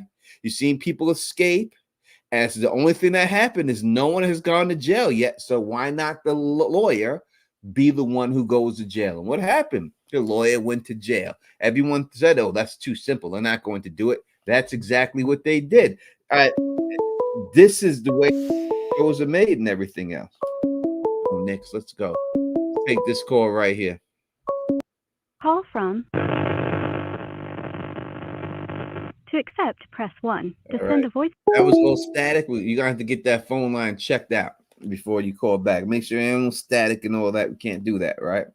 And everything else. So let's try to get that phone line connected and definitely call back when you're done with that. Thank you, Mika, for another gifted membership. Someone else is a member. Thanks to Mika Lee. Thank you so much. Y'all been so generous tonight and everything else.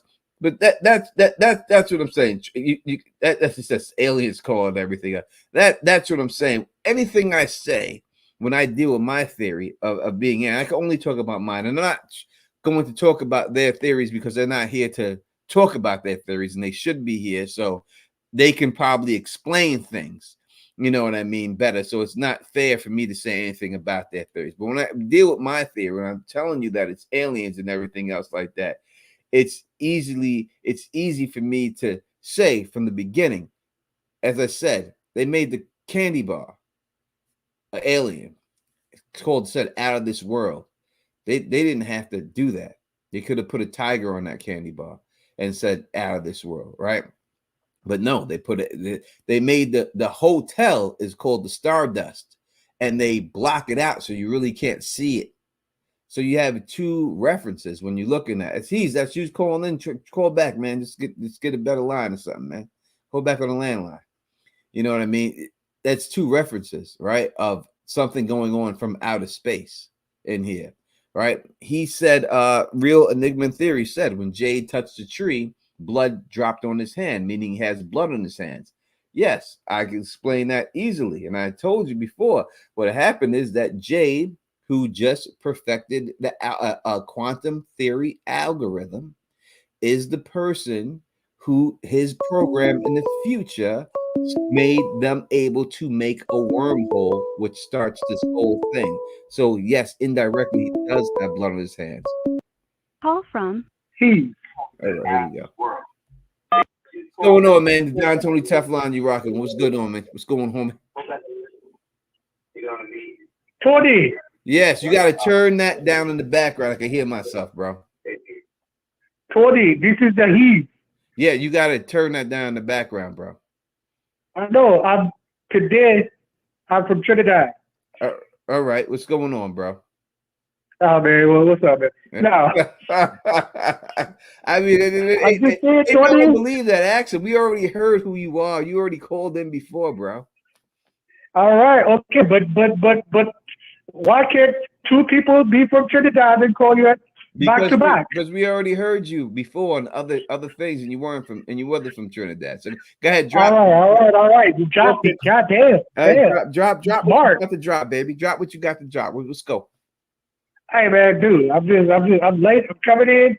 All right, I'm saying the 2 feet theory is starting to work for me. All right, that's all I'm saying. You know, I'm looking at it and and it might be Sarah. That's all I was saying. You know, I just got home. I just dropped in. I don't know what the hell y'all talking about, but I'm just saying. Okay. Well, I appreciate you saying it. All right, man. Hey, I love y'all, and let's get on this. Let's get on this Night of the Seven Kingdoms as soon as we can. All right. When it drops, we'll be on that. Promise you that. All right, Tony. Okay, but I have like 20 more minutes of things I want to talk about, though. Yes, I'm sure you do. All right, next caller, please call back. Call back. You know, listen. Motherfuckers be in their cups and shit. That's all right. You know, listen, we grown. You want to be up in your cups and everything else. So you can be all up in your cups. You know what I'm saying? We grown. We here for it. You know what I'm saying? We here for it. You know you can be all up in your cups. That's what it's all about. Let's go, Knicks. Let's go. You know what I mean? It's all about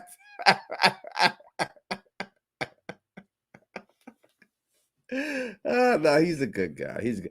Mika Lee, thank you so much. You're very generous tonight. Thank you so much for dropping that. We really appreciate that. You know what I mean? But I'm saying, when it comes to my theory, I could tie it all back to the alien situation. Everything. I could tie it right back to it. There's no delineage from it at all. It's a straight line, straight through. You know what I'm saying? And that's what I'm saying about my theory. Is no situation that you can mention that I can't turn it back to it, that it don't go back to that.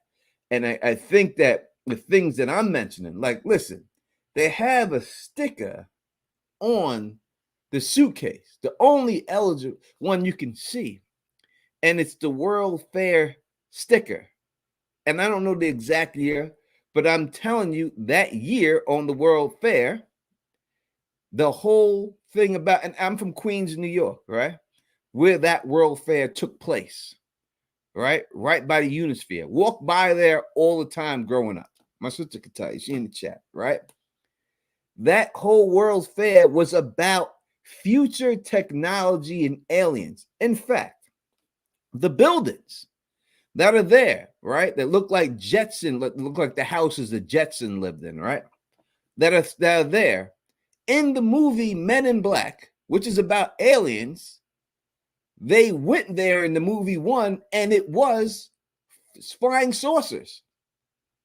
All right, there were secret flying saucers for aliens in that movie. That's what they used it for. They didn't just pick those out of the hat and say, hey, let's make this. They could have picked any building in the world, all right?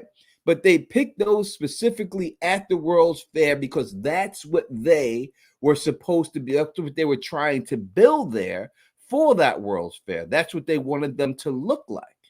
To have that sticker on there. They didn't have a Dave and Buster's sticker. They didn't have a McDonald's sticker, and it was said, I'm loving it. You didn't see that shit on there, right? But they had that World's Fair, and there's been other World's Fairs, but they had that specific year, right? So when I tell you things, I'm not telling you things that you have to that they haven't shown you. I'm only going on the stuff they showed you in the show. Every clue I give you are things that they have already showed you. I'm not just saying like, oh, this is from that, and this is the things that they have shown you, right? So this is the way it goes. That's why I'm saying when it comes to my thing, I'm just telling you what they're showing you. I'm giving you the clues that they're dropping in the show and that you may not see. That's the sticker. Why did they put that sticker there? They put the out of this world candy bar wrapper there. Why they put that there? I'm just putting those things together, right?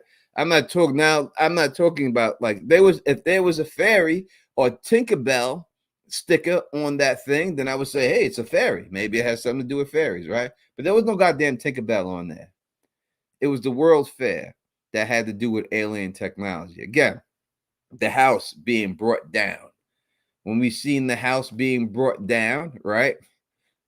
Tinkerbell is not a fairy. I thought she was a fairy. What the hell is she? She's sprinkling golden dust off her ass and shit like that all the time. What the hell is she doing there?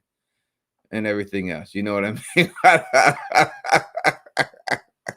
She a goddamn fairy, man. All right. I've seen the fairy. I know what the fairies look like. Some of them wear dresses too, right? And all that stuff. You know what I mean? So that's what it is. When you see the house being brought down, right? And you see the house there and it just gets collapsed for no reason. Why would the house just collapse for no reason? Well, I could tell you that if you deal with something in the fourth dimension, right? Look at the Knicks. Do it again, baby. Do it again. Up by 10, 33 seconds to go. Am I behind a little bit? They ain't catching us. They can't. Up by 10, 33 seconds to go. The game is over, baby. Game is over. Game is over. They ain't catch us. There ain't no Reggie Miller on that goddamn team. The game is over. But when I look at that, right, and people say, well, how'd the house just fall down? Again, if you're dealing with a fourth dimensional being, this is what would happen, right? Again, if something is in the fourth dimension, you wouldn't be able to see it because we live in the third dimension. We would only see the effects of it, but we wouldn't actually see what's causing it, right? So when we see the house being broke down, if someone in the fourth dimension is using a crane to smash it down, we couldn't see the crane. We could only see the house go down. And I think that's what's going on here. When you deal with anything like that, that's what it is. You know what I mean? And again, if you want to look at the Avatar situation, I do believe that we're dealing with avatars. There's a good chance that these people in here, when dealing with Tabitha, because we got to look at Tabitha when she went up there with the boy in white. And I did say, so I said the victor is the boy in white, and I did hear the professor give a little chuckle when I said that. I heard the chuckle come out. That's fine. He has every right to do it. Victor is the boy in white. Go through it in your head and really think about it. Victor didn't see the boy in white. Victor's the first person to see the boy in white. He's seen the boy in white after the tragedy happened and everybody was killed, right? That's when he's seen the boy in white for the first time. right? He always thought the boy in white was fake because no one else could see it but him until Ethan came and seen him. And then that's when he was like, all right, this person is really real because they could see him too, right? But he always thought he was just fake and stuff like that. The boy in white is always followed by dogs, right? Every time, when the first time Victor sees the boy in white is followed by a dog. Fernandez T, thank you for the gifted 5 memberships. We have 5 new members, Teflon TV. Thanks to our man, Fernandez T. Shot whoever those are, give some love to that man, Fernandez T, for making those members making you a new member of Teflon TV. And now you have access to all the emojis, and you are safe because you have the talisman next to your name, and all that good stuff. That's what it is. So the dogs are always with the boy in white. We know this for fact, right? We see the dogs come to Boyd, right? They always lead him somewhere. It always has something to do with the boy in white. But when we see the dogs come for Tabitha and Jim, right? And they're ready to attack Tabitha and Jim. Why are they ready to attack Tabitha and Jim? Well, Jim was looking to kick the shit out of Victor, right? He was going to beat Victor's ass because he thought that Victor was trying to do some funny shit with his son. And now all of a sudden these dogs show up to kick the shit out of everything else. All right. To kick the shit out of everything else, right? And then who shows up? It's Victor. Victor scares him away and stuff like that, right? So when you're dealing with the whole situation of why would the dogs that protect the boy in white protect Victor also, it's because they're one and the same people. That's another point. All right. So my sister's asking, what's that mean, fourth dimensional being? Just a feeling? No. So Bill D explains it very well. And everything else. So let me just put his explanation in there real quick. Fourth dimension can be supernatural, intermaterial, intelligent entities, not aliens in the third dimension. If beings exist in the fourth dimension, then these beings are not from other planets in the third dimension. I have said it straight up that there are human beings in the fourth dimension who have access to fourth dimension, not aliens in the fourth dimension, but human beings in the fourth dimension. So to answer my sister's question real quick, we live in the third dimension, which means we can look straight ahead, we can look down, side to side, and up. If you take a piece of paper, all right, and you draw a face on that paper, all right, that person on that paper, that face that you drew on that paper, they live in the second dimension. They're a two-dimensional being. They can't look up. They could only look side to side because the paper is flat. So they can't see up. They can't see down. They could only see side to side. So if I took, let's just say, apple and stuck it on that paper, they wouldn't be able to see that is an apple being stuck on the paper because they can't see up. All they would see is the bottom of that apple. You know what I mean? So that is the difference. A fourth dimensional being, it would be exactly the same thing for us in the third dimension. We couldn't see if someone dropped an apple here from the fourth dimension. We couldn't see that it was an apple because we can't see into the fourth dimension. That would be like a Tesseract situation. We could only see the after effects of what that apple actually caused. If it left a shadow, we could see the shadow, but we wouldn't know where the shadow was coming from because we couldn't see it. So that is what I mean by fourth dimension. If you look at the movie Interstellar and watch that movie, that is all about fourth dimensional beings and everything else, right? He goes into Matthew McConaughey into the fourth dimension. And while he's in the fourth dimension, he's able to go back into time and talk to his daughter and give her, what's he do? He gives her clues with the clock. He's able to move the clock. She doesn't know why the clock is moving, but it's him physically moving the clock because he's in the fourth dimension. She can't see it. She can't see him doing it. She could just see it moving, right? And that is what it is. So again, if anyone wants any more like movie analytics about the fourth dimension, just watch Interstellar because that's 100% about that. And as you can see, he was able to go back into time and deal with people from different times while he was in the fourth dimension. And when he finally comes back to the planet, his daughter is an old woman, right? And she says, I knew it was you. I knew it was, she couldn't prove it was him, but she just knew it was him, right? And he was the exact same age as when he left, but she was an old woman about to die. And when he left, she was just a little girl. So that's what it is, what I'm saying when you're dealing with the fourth dimensional beings and everything else. I don't think it's aliens in the fourth dimension. I think the aliens are being held captive by the human beings who are running experiments on them. I think that Jade, his algorithm that he made, is what allowed them to get this wormhole technology. When Jade goes inside of there, he mentions two of the people who he mentions Einstein. He's going through his head. He goes Einstein, but he doesn't mention Rosen, I don't believe. And Rosen is the one who made the Rosen, the Rosen, who made the Rosen bridge, right? Einstein-Rosen bridge, which is their theory for a working wormhole. And I think that they had Jade say that, but not say the other name for the wormhole, because he didn't grasp it, he didn't see, because a wormhole is the only thing.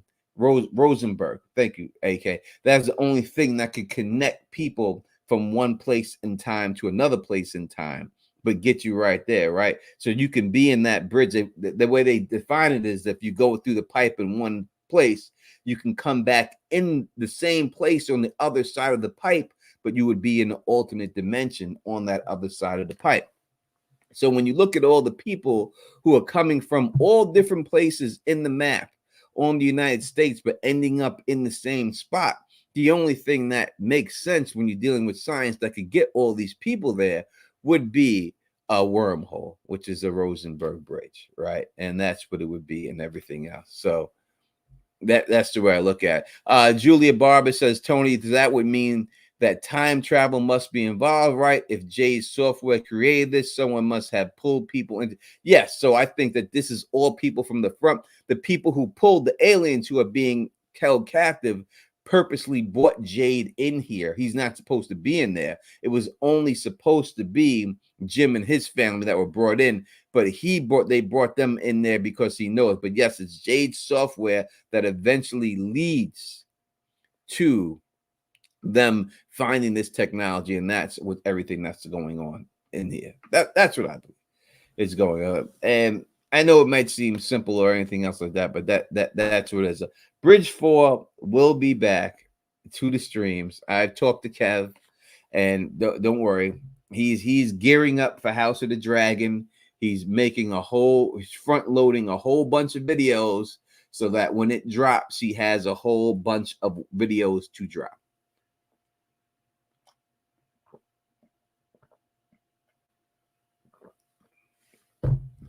That is what's going on. So being the new witches, at least I don't know what that means. Someone else, y'all talking to each other in here and all that good stuff. So yeah, I mean, I can go through a whole bunch of stuff. You look at Victor's lamp. In his lamp, he has things that look like the North Star in his lamp. That's there. There's I can go through, like, I think there's 15. I think there's 15 clues that point towards something dealing with outer space and aliens and stuff like that. So I can go through them with you and everything else, and I put them in the video. You can go back and watch my videos. I already put them, most of them in there, but I could definitely put more in there for you and everything else and all that good stuff and all that. So Nisha says, if Victor is the boy in white, that would mean he knew what would happen to Tabitha once she went through the tree and the lighthouse. Well, Victor, again, when we heard Sarah mention the boy in white, she specifically says, I don't think he's a boy. I don't think Victor knows he's the boy in white. I don't think he realizes that at all. I don't think that's what it is. I think that his memory is foggy and he only remembers certain things, like his memory was wiped for this reason. You know what I mean? And that's what I think is going on. Once he realizes it and everything else, then I think he's going to realize in the end he has to die in order for the boy in white to die, and for order of them to escape this place. Because if you want to look at it and you want to say that this is all dealing with children's fears being manifested into the real world of this world that they have, I can get down with you on that. If you want to say that these people, you look at Tabitha and she got thrown out of that tree, the only way Tabitha is alive after she gets this whole situation is that there's one thing, right? That's not her real body out there, that there's an avatar, right? That's the only way she could survive. Oh, Lauren said, Lauren, you said, sorry, I don't get the Victor is the boy in white there. Well, you have to explain to me why don't you get it? And I can explain to you what don't you get about it. And I can explain to you, maybe I can explain to you why that is the case. You know what I mean? But yeah, so it comes down to, in the end, Victor's the boy in white. The boy in white is holding all these kids there. So Victor is holding all of them there. So Victor is holding all of them there. And that's the way, that's what it is. And when you kill Victor, you'll kill the boy in white, and they'll all be able to go. And that's just what it comes down to in the end, I think. Or, I don't think that it's anything more than that. Somehow they have manipulated the game and everything else. And I'm telling you, it is a Truman Show situation.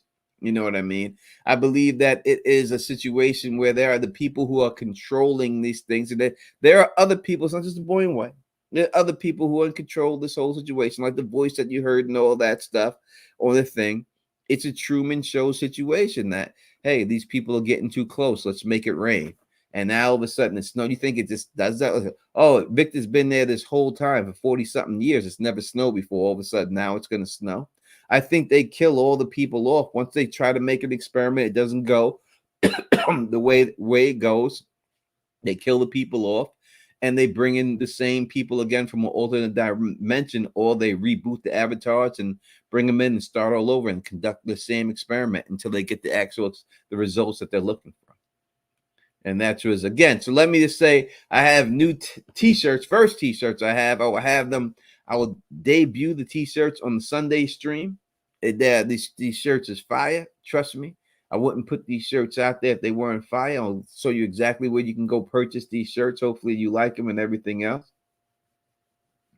And it will be up there. Sunday, I have the link and everything else in the description for Sunday and everything else and all that good stuff. And hopefully it is cool. Y'all like it and you go out there and buy it. I'll take the super chat.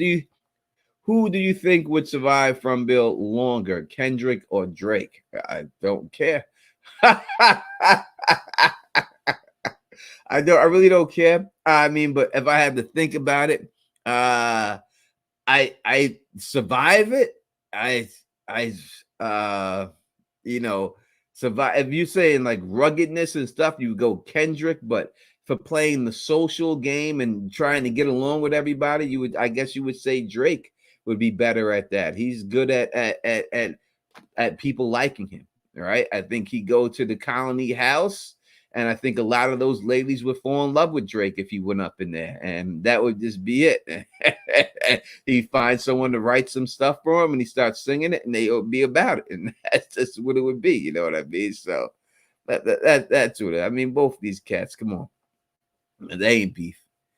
Beef in the 90s, like your life was really on the line. It wasn't like, I mean, there's been beef out here, and these young cats, especially if you're dealing with them dudes in Chicago, you can get got. You can get got anywhere, you know what I mean? But that ain't beef like it was when I was growing up and everything else like that. It's a different form of beef and all that good stuff. Look at the Knicks, baby. Look at the Knicks. Everyone's telling me the Knicks gonna lose and this and that. People going down and injured, and we still beating them at their own game, outscoring these dudes 131-21. Come on, man. 2-0. Let's go. You know what I mean? So, yeah, that's what it is. Victor is the boy in white. In fact, I'll make a whole video proving that Victor is the boy in white and everything else. I'll put the whole thing and everything else. You say, I need a shirt. I need the con announcement will come. It's already done. So don't worry. The con is already done. I couldn't, obviously, listen. I got my book that I'm trying to put out this year in a little bit. That's going to, y'all know about that. They're shooting the show a lot longer. So if you want some of these actors to show up at the con, they can't do it because they're still filming right now, right? So we're not going to have it in the wintertime. Going to have it in the summertime and everything else. So it's a good time and all that good stuff. You know what I mean? So you got to wait on that. So that's why. But the announcement will come when the season starts and everything else. And the website will be up and you'll be able to pre-order the tickets and all that good stuff. So that is done. Everything else that's done. Venues picked out. All that stuff is good. Book will be out soon. But before all that happens, the T-shirts will be ready to drop on Monday. And all that good stuff. So we'll do 1 week of pre-orders, and then I'll ship them out to you the next week. We'll see how many we get, see how many people want these shirts and everything else. But I'll show you design on Sunday and all that good stuff and everything else. I'm gonna thank you all for coming out here and rocking with the Don Tony Teflon. Let me thank my guests, Reel Enigma and Theories, the professor who's dropping those bombs on you and everything else. Love this theory. And Taryn Matheru, New York Times best-selling author. Taryn Matheru, go buy his book. Again, I love their theories. I think that they're great. I think they did a great job in crafting them and everything else. And again, we'll see what happens. Well, we all about it. We'll see exactly what happens here and everything else and all that good stuff. You know what I mean? But I liked it. Let me thank everybody in the chat for rocking us, all the people who donated super chats, all the people who called in. Shout out to my sister for coming through and everything else. And shout out to the beautiful Carla Way in the chat, who's going to sing us out of here right now. So if you like the way I do this, please thumbs up this, spread this across the realm, and of course, subscribe. And until next time, you know who it is. Peace and stay sexy. When